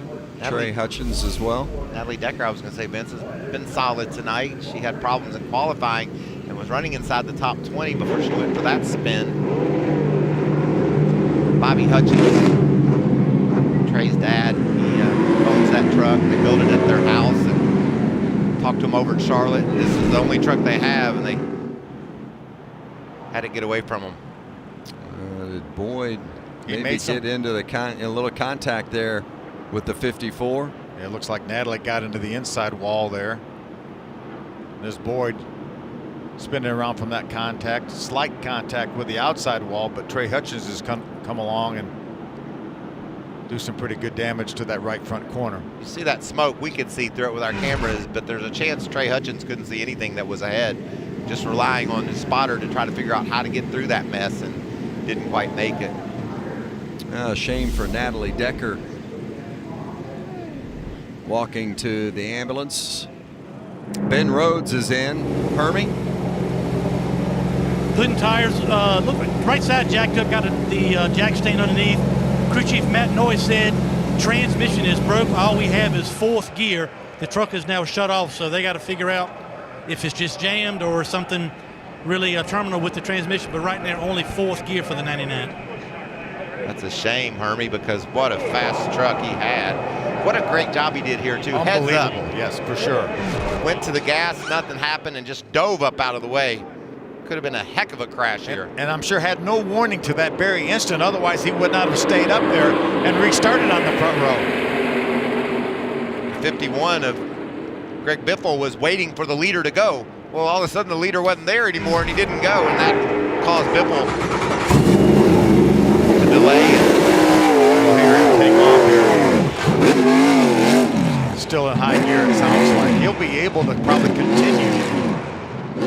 But unfortunately, he will not be very good on the restarts, just like that last one. Well, and he needs to stay off pit road, too. You heard how much he had to slip that clutch to get that truck rolling? Yeah. That'll burn that clutch up if you do that much. Yeah, we still have Vacuum high, get the wall next to the tube. Safety truck's high and low, middle to back, front to middle. With 70 laps to go, though, he will have to make another pit stop. There's Spencer Boyd out of his truck. A frustrating night. And some of these teams that work on a smaller budget, the damage done to these trucks is just money. Yeah. Money. Boyd stuck it in a hole that wasn't quite there, and round he went. Final stage here at Texas Motor Speedway.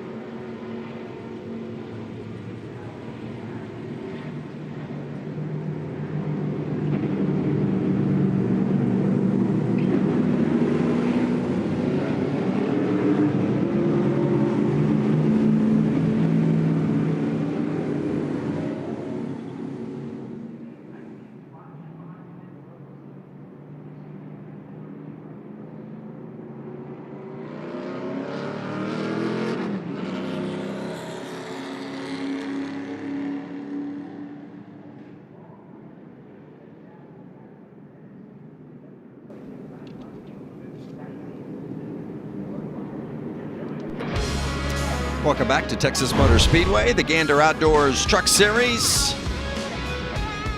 Race number 9 of the season, and it has been an eventful one. Under caution 11 times tonight, and it has affected the playoff standings. Todd Gilliland there in the 9th position, 1 spot outside the cut line. When the night began, he was 1 point to the good. See Sheldon Creed 33 points below the cut line. He's still on the racetrack right now, running in the 14th spot, so he could improve on that. I think he will improve on that. That truck's been up toward the top 10 most all night, and he's got a good truck. Got a little bit loose up front and fell back, but I think he can recover, so a lot of movement here. It's an interesting night. Stuart Friesen already in the backup truck. Ben Rhodes without a transmission or having a transmission issue. What's the latest on Friesen, Alan? Another good night for the 52. I mean, when you see where he's running now, currently in 4th, remember he had to start this race at the back of the field because he went to that backup truck, and no one ever wants to go to the backup truck because what they had was great. But if you have to go to a backup truck, why not go to last year's winner? The truck Stuart Friesen is driving tonight is the same one Justin Haley drove to victory here at Texas last season. If you got to go to a backup truck, why not make it a winner, guys? Well, and remember, Haley won that race. He was running second to Todd Gilliland on the last lap, and Gilliland ran out of gas, and Haley inherited the victory. Take him any way you can get him. The primary truck was the one that Johnny Sauter loved so much that went to victory lane with. How about the job, though, Anthony Alfredo has done in that 15 truck? Finished second to his teammate for Junior Motorsports at the time, Josh Berry, in the Car Stewart Championship a couple years ago. And has proven he gets these trucks. He can get in his truck and perform at a high level. Do you think Greg Biffle said, who's driving that 15 truck now? He's asking a lot of questions, I can promise you that. But Rudy Fugel, the crew chief, said, will you turn him down? I keep hearing he's asking me these questions in my ear. It's great to have Biffle back in the series and scheduled for just one race. This is the only race he's scheduled to run. What if he wins? Are we going to take him out to the Midwest and try to win the trip? Get some more cash for Kyle Busch Motorsports? Well, what's that? Let's ask Rudy. Ask Rudy. Hermes with him. Well, Rudy, you've got a veteran driver, but he's asked enough questions like he's an elementary school kid tonight, but he's in position right now. How you assess his performance so far? Yeah, he's been doing a good job. He's pretty cautious to start with, but Greg's doing a great job. I think we're ready to rock. We've learned a lot. This Mobile 1 Tundra is close, and I think we get one more pit stop and we actually get racing. I feel kind of embarrassed that we're this many cautions, so hopefully we can get racing, put on a good show, and go win this thing. What has Greg brought to this team so far today? It's been fun. It's refreshing. You got a veteran that's that much experience, but he's asking all these questions and he's helping us. But it's just different. It's kind of like having your rookie 16-year-olds, like I'm used to having, but having the veteran with that experience. So when he can go pull it out of the hat right now and win the race. Well, there he is. He's up front, taking a shot at $50,000 extra tonight if he can go to victory lane. It's a crazy sport. So I wouldn't bet against it. I mean, as crazy as this sport is, you never know. As you mentioned, he's only scheduled to run this one race. I think if he wins, we got to take him. We got to take him to Iowa, don't we? I think so. That's what I was thinking, Phil. I know their lineup is full for Iowa, including the 46 truck, their 4th truck that they run on occasion. 27 wins for Rudy Fugel as crew chief at Kyle Busch Motorsports. The drivers that he has helped to victory lane. Hopes to add Greg Biffle's name to that list tonight. 5 of those 10 wins with Kyle Busch this year. Yep. Saw Johnny Sauter drive by there just a moment ago. It's been an eventful night for Sauter as well. Hard into the wall and some heavy damage. He's off the pace, Vince. Yep. He hasn't been able to run any good lap times, but he's certainly hanging in there. We've only had the longest run we've had under green is 11 laps. Currently slotted in the 15th position.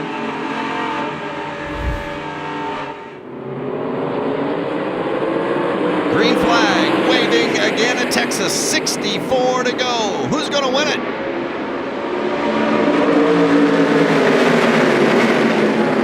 Enfinger and Biffle side by side for the lead. How aggressive will Biffle be down here at the other end of the racetrack? Will he pull right down next to the 98 of Enfinger to side draft? Alfredo and Friesen right behind him. He pulled down there just perfectly, Phil. Got that 98 truck loose, then drove up high and exits with the lead. He doesn't look like an elementary school driver, does he? Greg Biffle out front in Texas, and Friesen is coming back, trying to hold those behind him at bay. And they get jammed up on these restarts, don't they?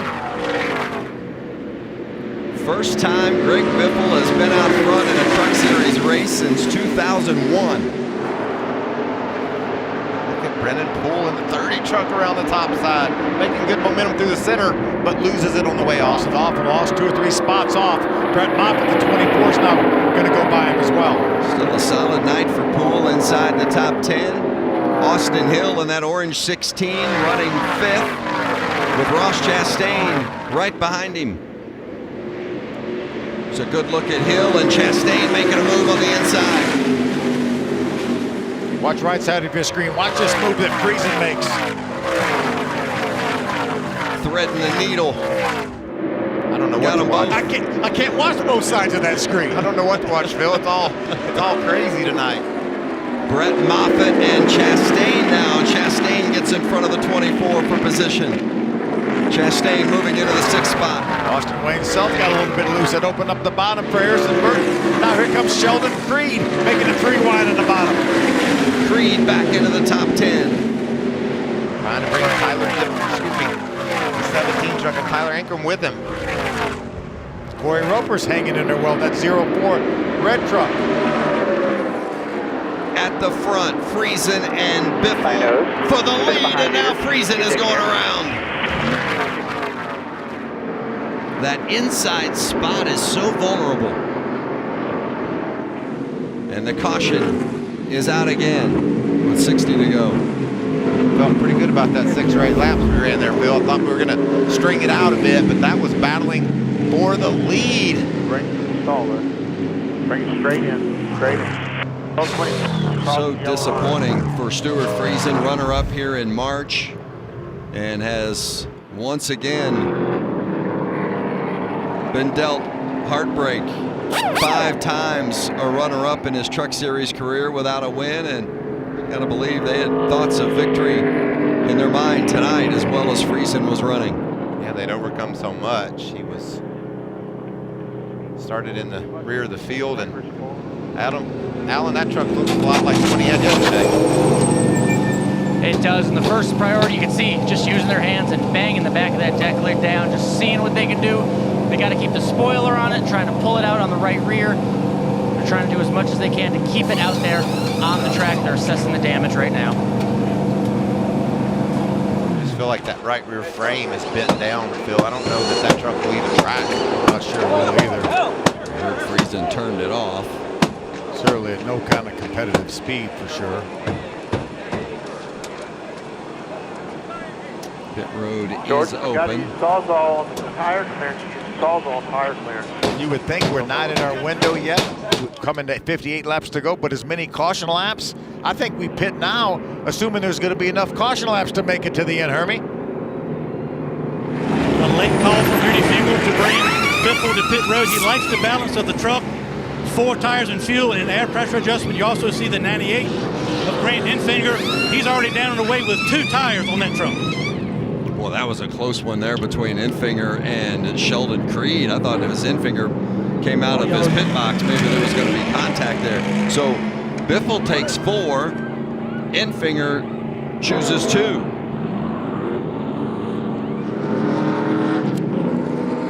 '88's taken 4. It may have been no tires for Sheldon Creed in the 2 truck. You can see they continue to work on the 13 of Johnny Sauter. He had gotten up to 14th position, Phil, in that truck that was destroyed, totaled out, it looked like. Now we're being told that Enfinger didn't take 2. He took none. Just fuel for the 98 of Enfinger. Well, here's why Stuart Friesen is in repair mode. We've seen it happen so many times. That truck on the outside just pulls the rear end of those trucks around. Greg Biffle realized that, moved up the racetrack, gave him enough room that he didn't get taken out himself, and unfortunately, it's more than likely going to put it into Stuart Friesen's night. As drivers, put us into that seat, those of us that aren't drivers and watching at home, to what that feels like and why that's happening to that truck on the inside. Well, you see how big the side of these trucks are, how long and how flat they are. That is built that way so that they can lean on the air in the corners. The aerodynamic side force holds that truck down in the corners. And when you have another truck on the outside of you, that air is robbed from you. There's no air there to lean on, and the truck's getting super loose, and these drivers know that. And I know Friesen was aware that he was in a vulnerable position, but just tried to push it a little bit too hard, got loose, and then that was it. And they get such a good run when that draft will pull them up beside him. He did not take that opportunity to go ahead and make that pass. I mean, you can't avoid that position altogether. It's just so hard to look at the run he gets right here, and he's got somebody pushing him from behind. Ideally, what he wants to do is try to clear him before he gets to the corner.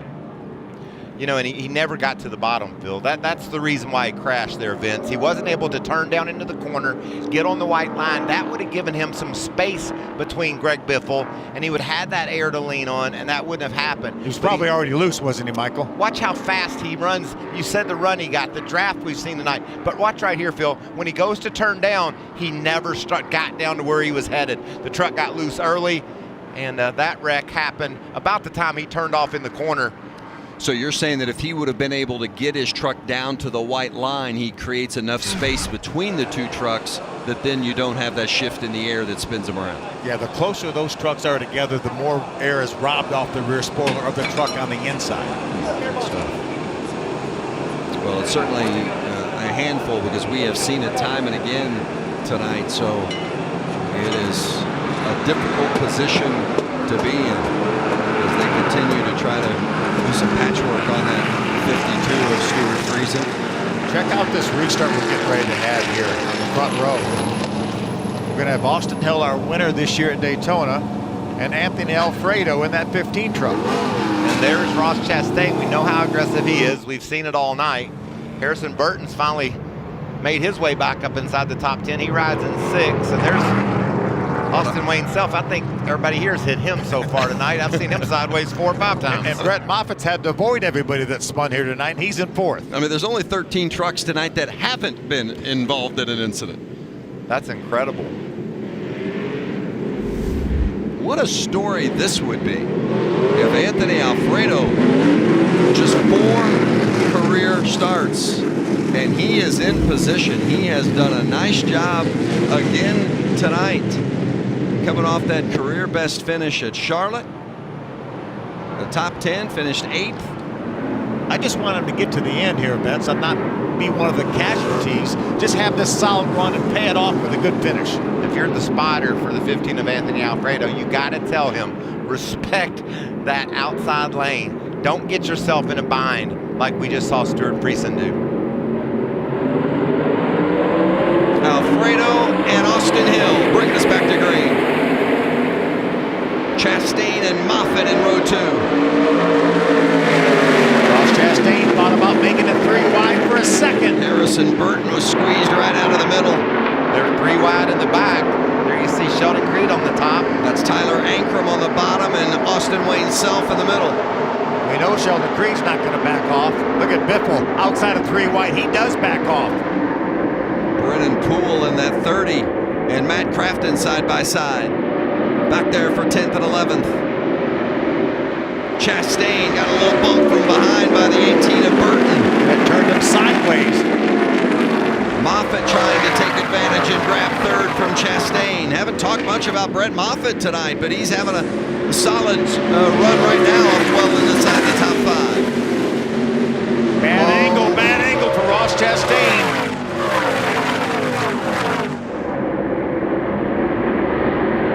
Chastain has taken a beating on that back bumper the last couple of laps. That's what happens when you make that block down the backstretch. You go down low to block somebody. You have such a bad angle when he gets to the corner. Chastain running 4th, Enfinger behind him in 5th, and Sheldon Creed pulling up alongside of Enfinger.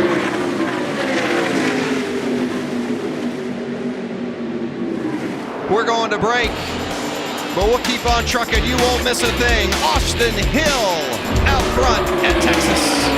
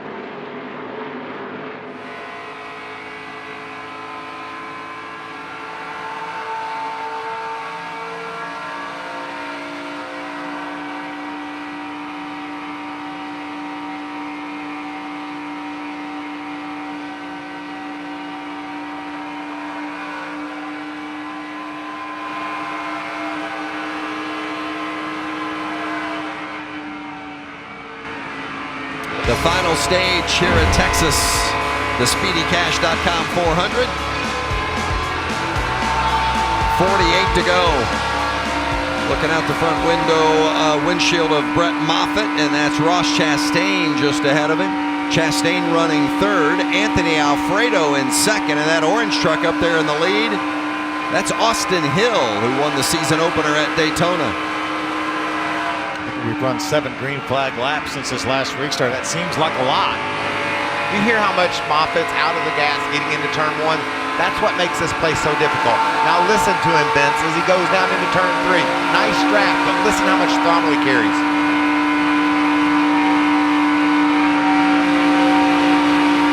And Phil, all that throttle there is momentum. He's building speed all the way down this front straightaway down to a turn that it's banked 4 degrees less than 3 and 4. 188 miles an hour getting in that corner. Man, that's what you love as a driver, when you're able to see, get that left front corner of your truck lower than the guy you're racing, get that air on the nose, helps it turn. And that's why Marcus Smith and his staff here at Texas Motor Speedway, Eddie Gossage, that's why they did this design. That's why this racetrack is banked 4 degrees less down in 1 and 2 than it is in 3 and 4. Let's listen all the way around and ride along with Brett Moffitt.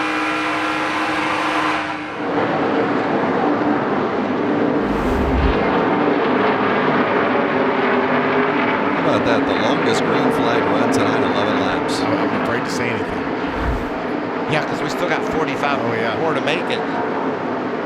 Ross Chastain closing right up on the back of the 17 truck, 15 truck of Anthony Alfredo. How about Austin Hill, though? He has stretched it out a bit now, almost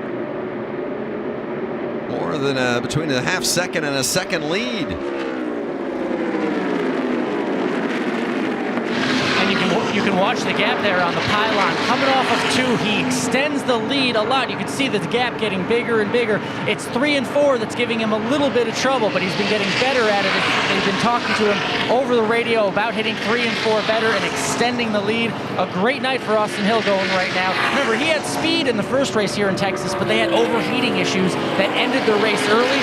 They've been really focusing on that tonight. He keeps mentioning the temperature, keeping an eye on it. They cleared a lot of debris off the front of the truck, and ever since then, he's been fast. And guys, remember, our top 4 right now, last pitted on lap number 84. They will have to come to pit road again for sure. The guys just pitted on lap 109, more than likely, as you can see left side of your screen, they can make it the rest of the way. Probably need some caution laps, but they can make it the rest of the way. I mean, we've had 18 laps run under caution since that group at lap 84 pitted, but they still can't make it to the end. Still can't make it. Well, Greg Biffle was in the mix for the lead there for a while. Currently runs 12th. What's going on with the 51, Hermie? He's been stuck right there in 12th. Basically, since the restart, he just radioed to the crew chief, Rudy Fugel. Way too loose, cannot stay in the throttle, especially in turns 3 and 4. So not only does he need some caution laps to probably make it to the end, he also needs some to gain some track position back. Yeah, though, Brett Moffitt, look at the damage on the left side of Moffitt's truck. Allen is waiting on Moffitt.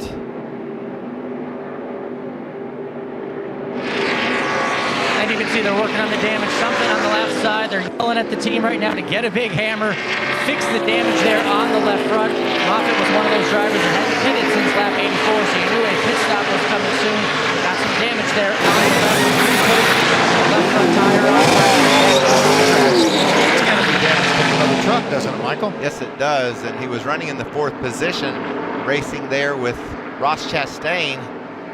See if we can pick up a hint as to what happened to the 24 truck. How about Austin Hill by 3 seconds plus? You know, Vince, I loved his self-talk all yesterday. He was saying how good of a truck they had and how confident he was that they would be able to go out and be a factor in seeing who wins this race. He just sounded like a guy that believed in what he had under him, and look at him go. And remember, his crew chief is Scott Zipadelli, and this was the team that won the championship a year ago with Brett Moffitt as the pilot. And Moffitt went to GMS in the offseason, Austin Hill into the 16. But this is the structure of the team and the organization that won the championship a year ago. And start out the season with a win in Daytona. That was impressive for Austin Hill to get behind the wheel of that championship truck and answer any questions right at the season opening. The biggest race of the year, Daytona, drives to victory lane. I think his best finish in his career came right here at Texas when he finished 5th last year prior to that win in Daytona. That's a good looking truck too. I like that orange livery. Now, you think about the guys that have to pit, Austin Hill, Ross Chastain, Alfredo still at 84. But when you go back, maybe your battle for the win or the lead is a Creed and Ankrum and Infinger, Crafton, those guys in that section that we're looking at here, because they pitted at lap 109. They can go to the end. I think they might need some more caution laps. We've had 3 caution laps since they came to pit road on 109. I'm not sure that would be enough for those guys to get to the end. Look at Ankrum hanging on that right rear quarter panel of Infinger and able to take that spot away. Matt Crafton looming there, watching these two battle. Coming to 35 to go here at Texas. Going to take a break. You won't miss a thing. Going to keep on trucking.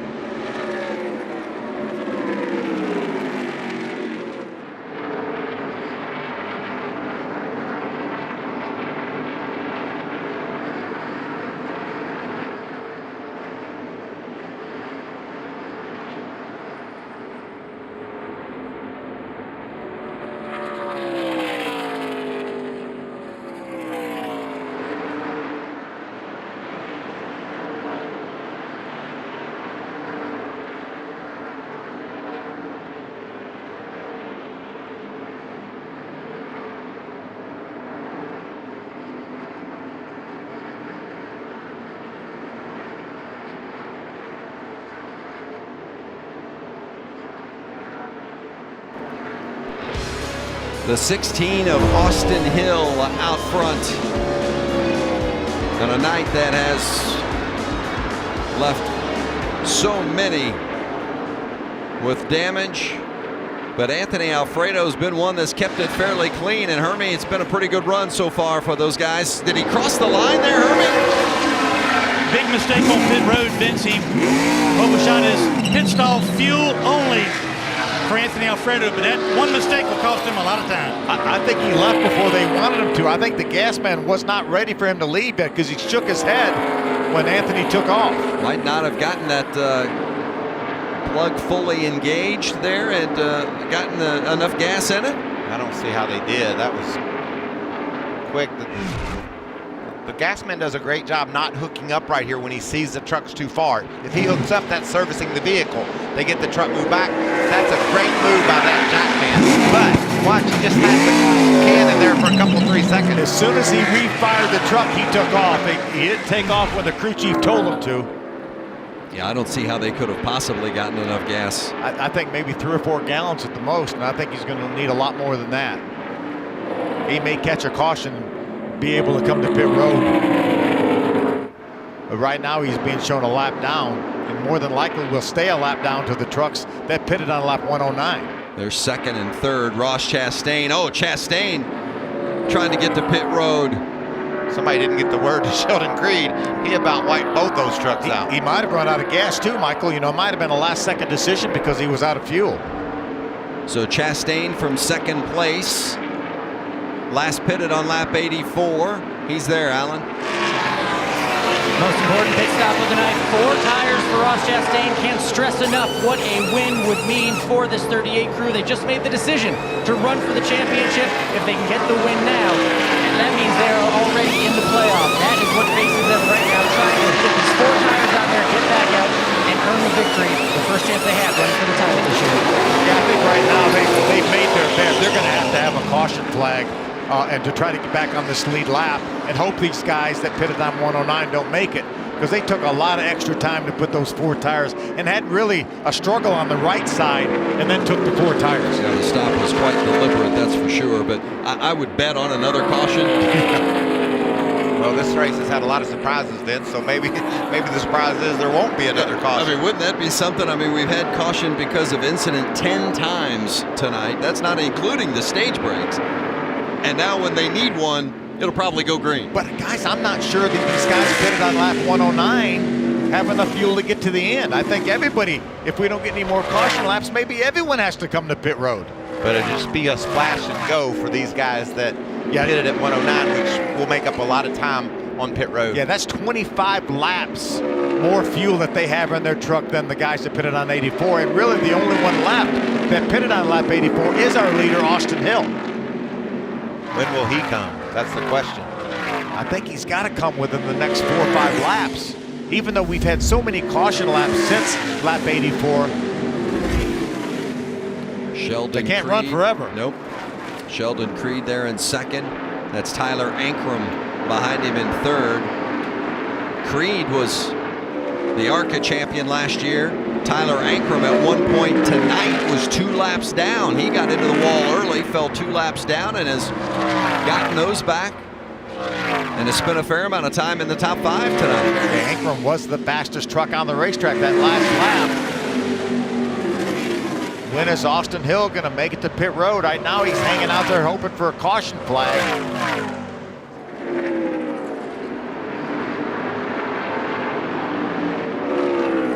Austin Hill out front tonight. There he is in that 16 truck, the 5th race this season that he has led laps. Of course, the season opener, he won at Daytona. You know, Vince, he had a 4-second lead, though. Sheldon Creed slid up the hill and around Tyler Ankrum went, but they've cut that lead down to just He's coming now, 3 Michael. seconds. He's coming now. So here comes Austin Hill from the lead. Remember, he last pitted on 84.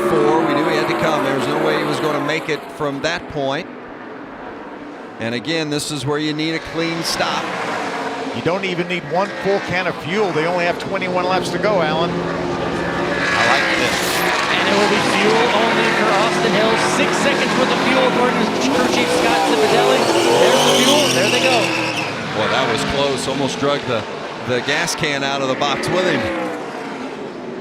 That would have been devastating for that team. Got to have a perfect stop late in the race. And man, that gas man was barely hanging onto that can. Watch this. Great job by the gas man there to get that can dislodged. If he goes across that white line at the end of his pit, that means he would be removing equipment, and that would be a penalty. Gander Outdoors, 20 to go here at Texas Motor Speedway. Tyler Ankrum out front. Sheldon Creed runs second. Neither has won in their Truck Series career. Could tonight be the night? Ankrum's career consists of 7 previous starts, Vince. So got to cut him a little bit of a break. Hey, they need to get busy. I mean, they can't, they can't be waiting around. They got to win. You're not going to miss a thing in the SpeedyCash.com 400.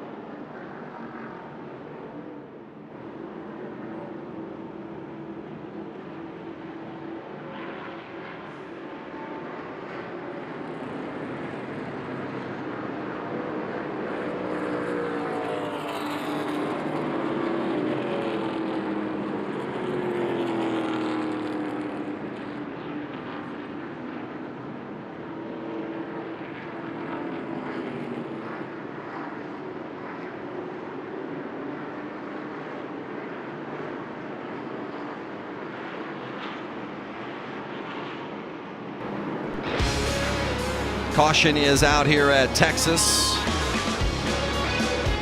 11:30 in the East, and if you're looking for Fox Soccer tonight, hang tight. It's coming up right after the conclusion of our race here at Texas Motor Speedway, and it's going to be a thrilling conclusion. Less than 15 to go, and this caution, Austin Wayne Self came to a stop on the track and down low. Thought maybe he was going to be able to get off track and keep the green out, but it wasn't the case.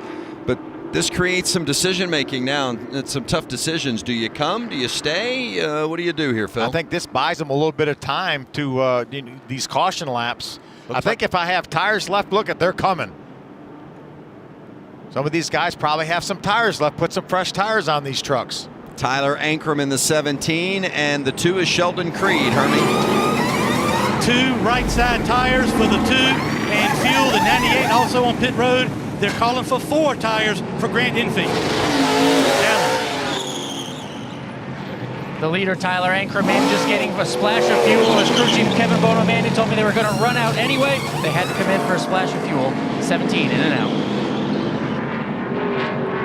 In Finger, who took those 4 tires, took him a little longer to get out.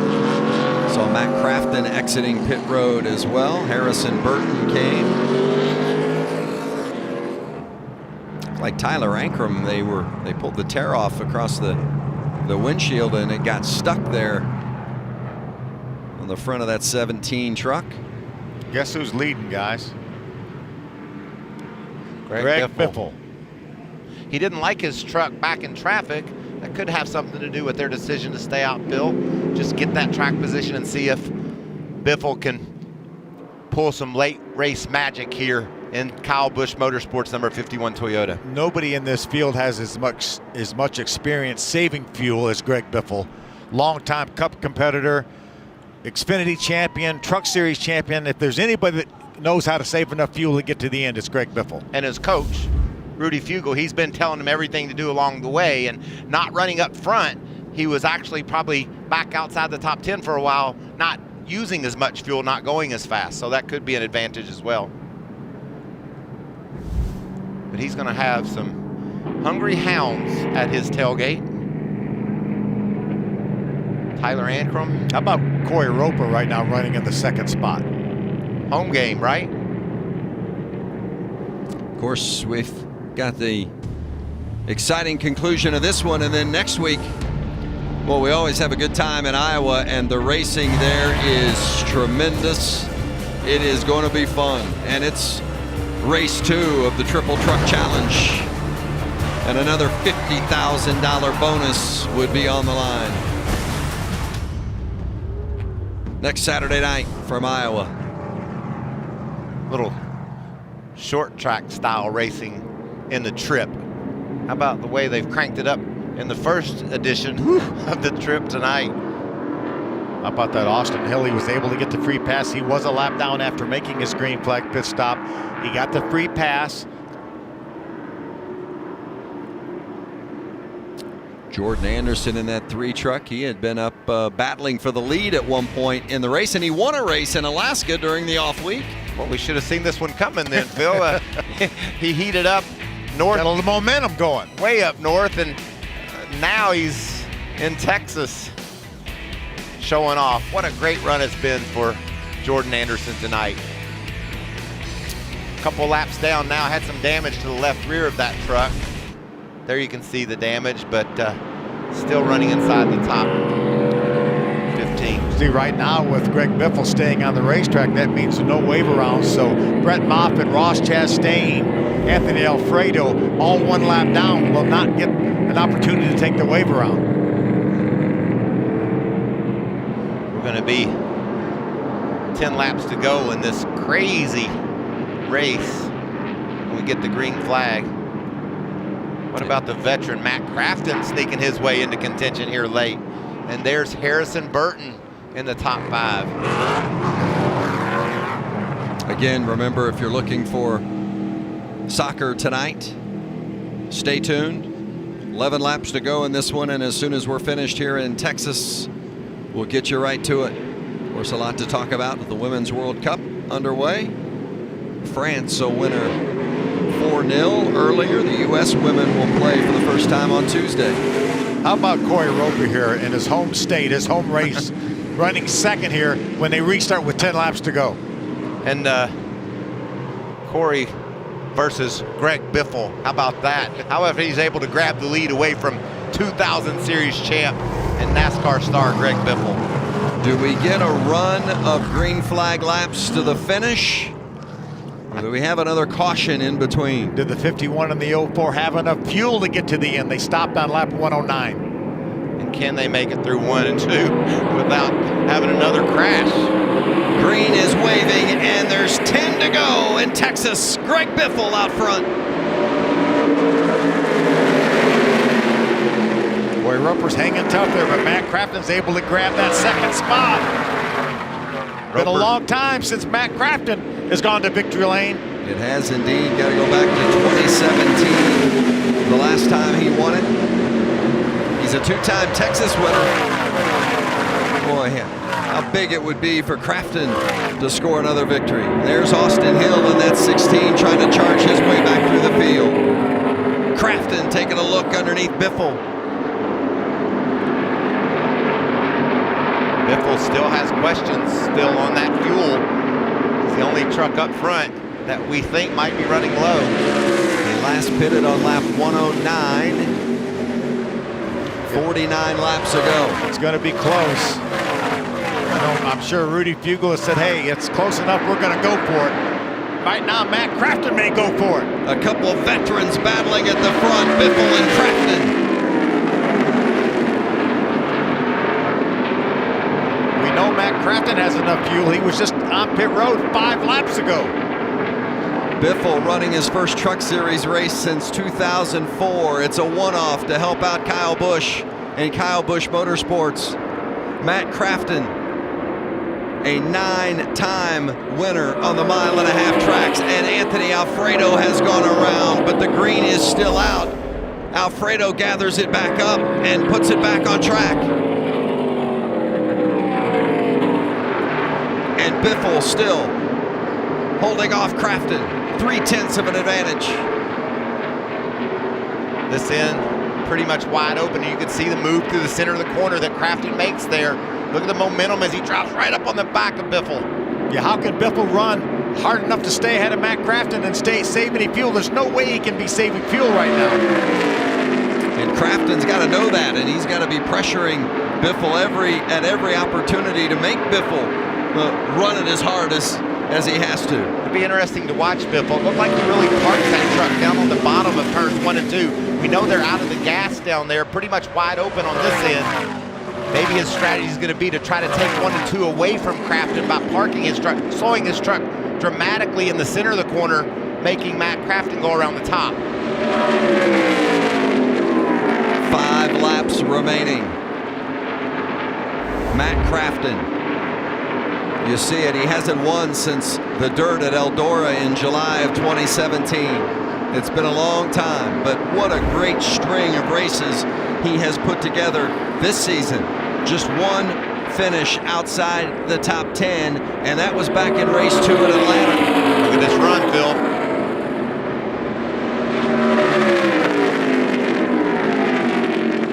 You see Biffle holds the bottom, and look at Crafton lose the nose of that truck. Up the hill he slides. Everything he gains down in 3 and 4, he loses when he gets down to 1 and 2. Can Greg Biffle's fuel hold out here? Coming to 3 laps to go. Biffle last won in 2001 in Phoenix, ISM Raceway. 2001.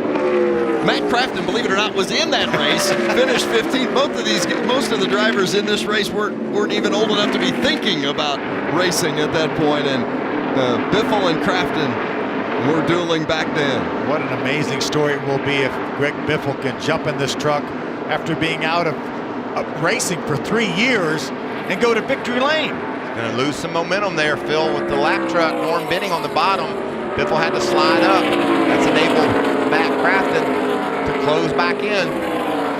Rudy Fugel, the crew chief, keeping his eye on the racetrack and wanting to see that 51 truck come back into sight. The final 2 laps, less than 3 miles remaining. Junior Joyner, the crew chief for Matt Crafton, the same. Does Biffle have enough fuel to get to the end? And if he doesn't, Crafton would inherit the victory. The white flag is out. 1 lap remaining for Greg Biffle.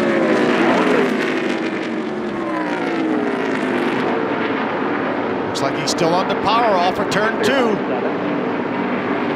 It's been 6,434 days since Greg Biffle last won a truck race. It was in Phoenix in 2001. But on this one-off, it is a night to remember. Greg Biffle wins at Texas. Great job, guys. Great job, man. Great job in the pits, guys. Great call. Really love you guys. That was a great job. Awesome drive, buddy. Awesome freaking drive. Great fuel cells. Great everything. Woo!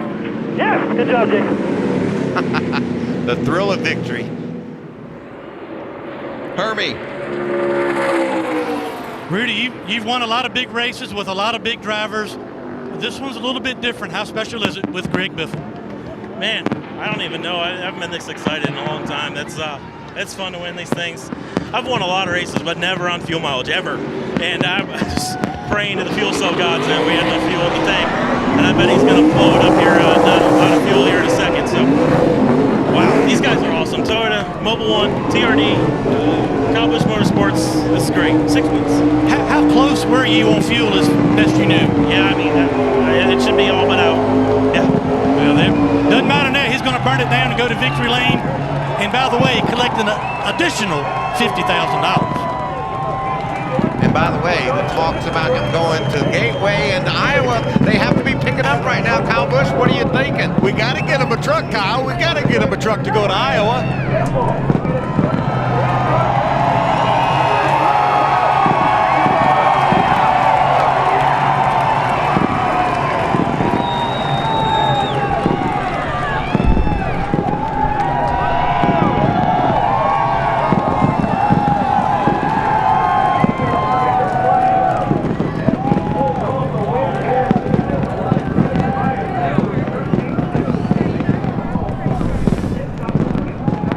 The unlikeliest of scenarios. A driver hopping in a truck for the first time in 15 years takes it to victory lane at Texas.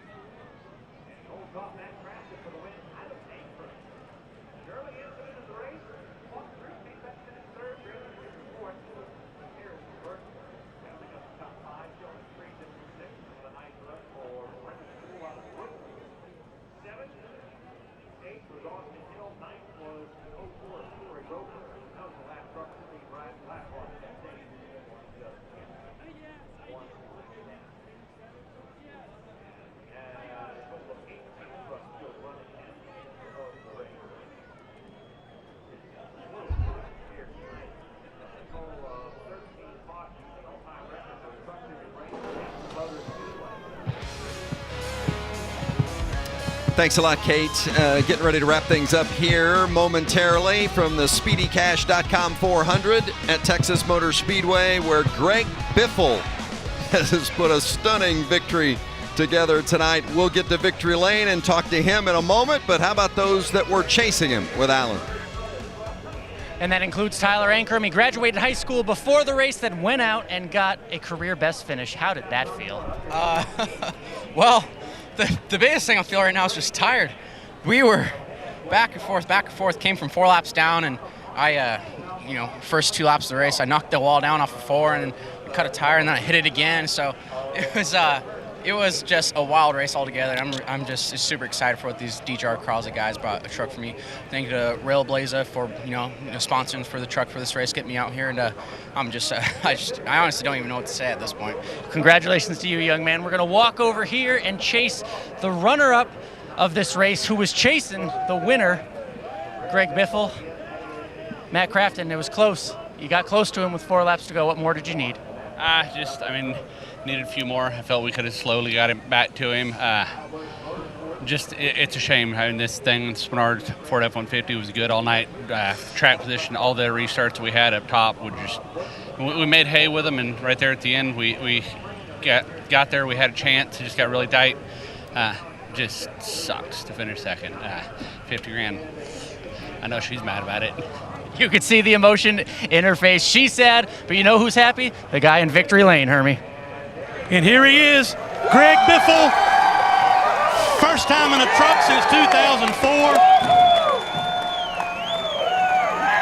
And he's right back in victory lane. Right back in victory lane, first time since 2004. Greg, you told me earlier today that you're here because Kyle Busch asked you to come drive this truck because you had experience, you could win, give him some feedback. What does this win mean to you? Man, it means a lot to me, and Kyle giving me that opportunity to come back and drive this truck. Everybody stood behind Kyle Busch Motorsports, Mobile One, this Gander Outdoors series. I love this. A lot of competitive trucks here, and these guys make the difference. I mean, these guys are great group of guys that Kyle's assembled. TRD Toyota ran great today. Just excited to be here, man. I don't even know what to say. I'm just so thankful for all the opportunities I've had to drive great trucks. This thing was really fast. It's hard to figure out how to pass here. My first time with this package, so it took me a little bit. I got used to it there at the end. In addition to having a lot of fun, I'm going to bring NASCAR in. They got a special presentation for you. $50,000 bonus from Gander. How about that? That's great. I've been off work for a long time, so this is going to be great for us. How about this win? Is this going to change your schedule at all? Iowa's coming up next week, and you can win another bonus next week, and the money just adds up. Yeah, it does, doesn't it? You're going to have to ask Kyle, not me. Well, there it is. We'll wait and see on that. But what a day for Greg Biffle and Kyle Busch Motorsports. He's in victory lane at Texas. What a special night for that organization. That was a yes, I'll be in Iowa with me. What do y'all think? If Kyle says yes, he's there. Yes, sir. Is he going to spread that money around? Hold that money in his hand, right? Looks like he was going to spread it around with the crew guys a little bit. So the Triple Truck Challenge, the trip, so a $50,000 bonus for Biffle. And our next race next Saturday night at Iowa, same is true. And if Biffle would run in that race and win, he would not only get the $50,000 bonus for winning, he'd get another $50,000 on top of that. So how do you say no? And the team would get another $150,000 on top of that, Vince. Yes, can I have more? Give me more. Wow, what a night. Greg Biffle wins at Texas. First time in a truck in 15 years. And he jumps in and wins. Fox Soccer tonight. Coming up next, Kate Abdo, Scott, and we'll see you from Texas.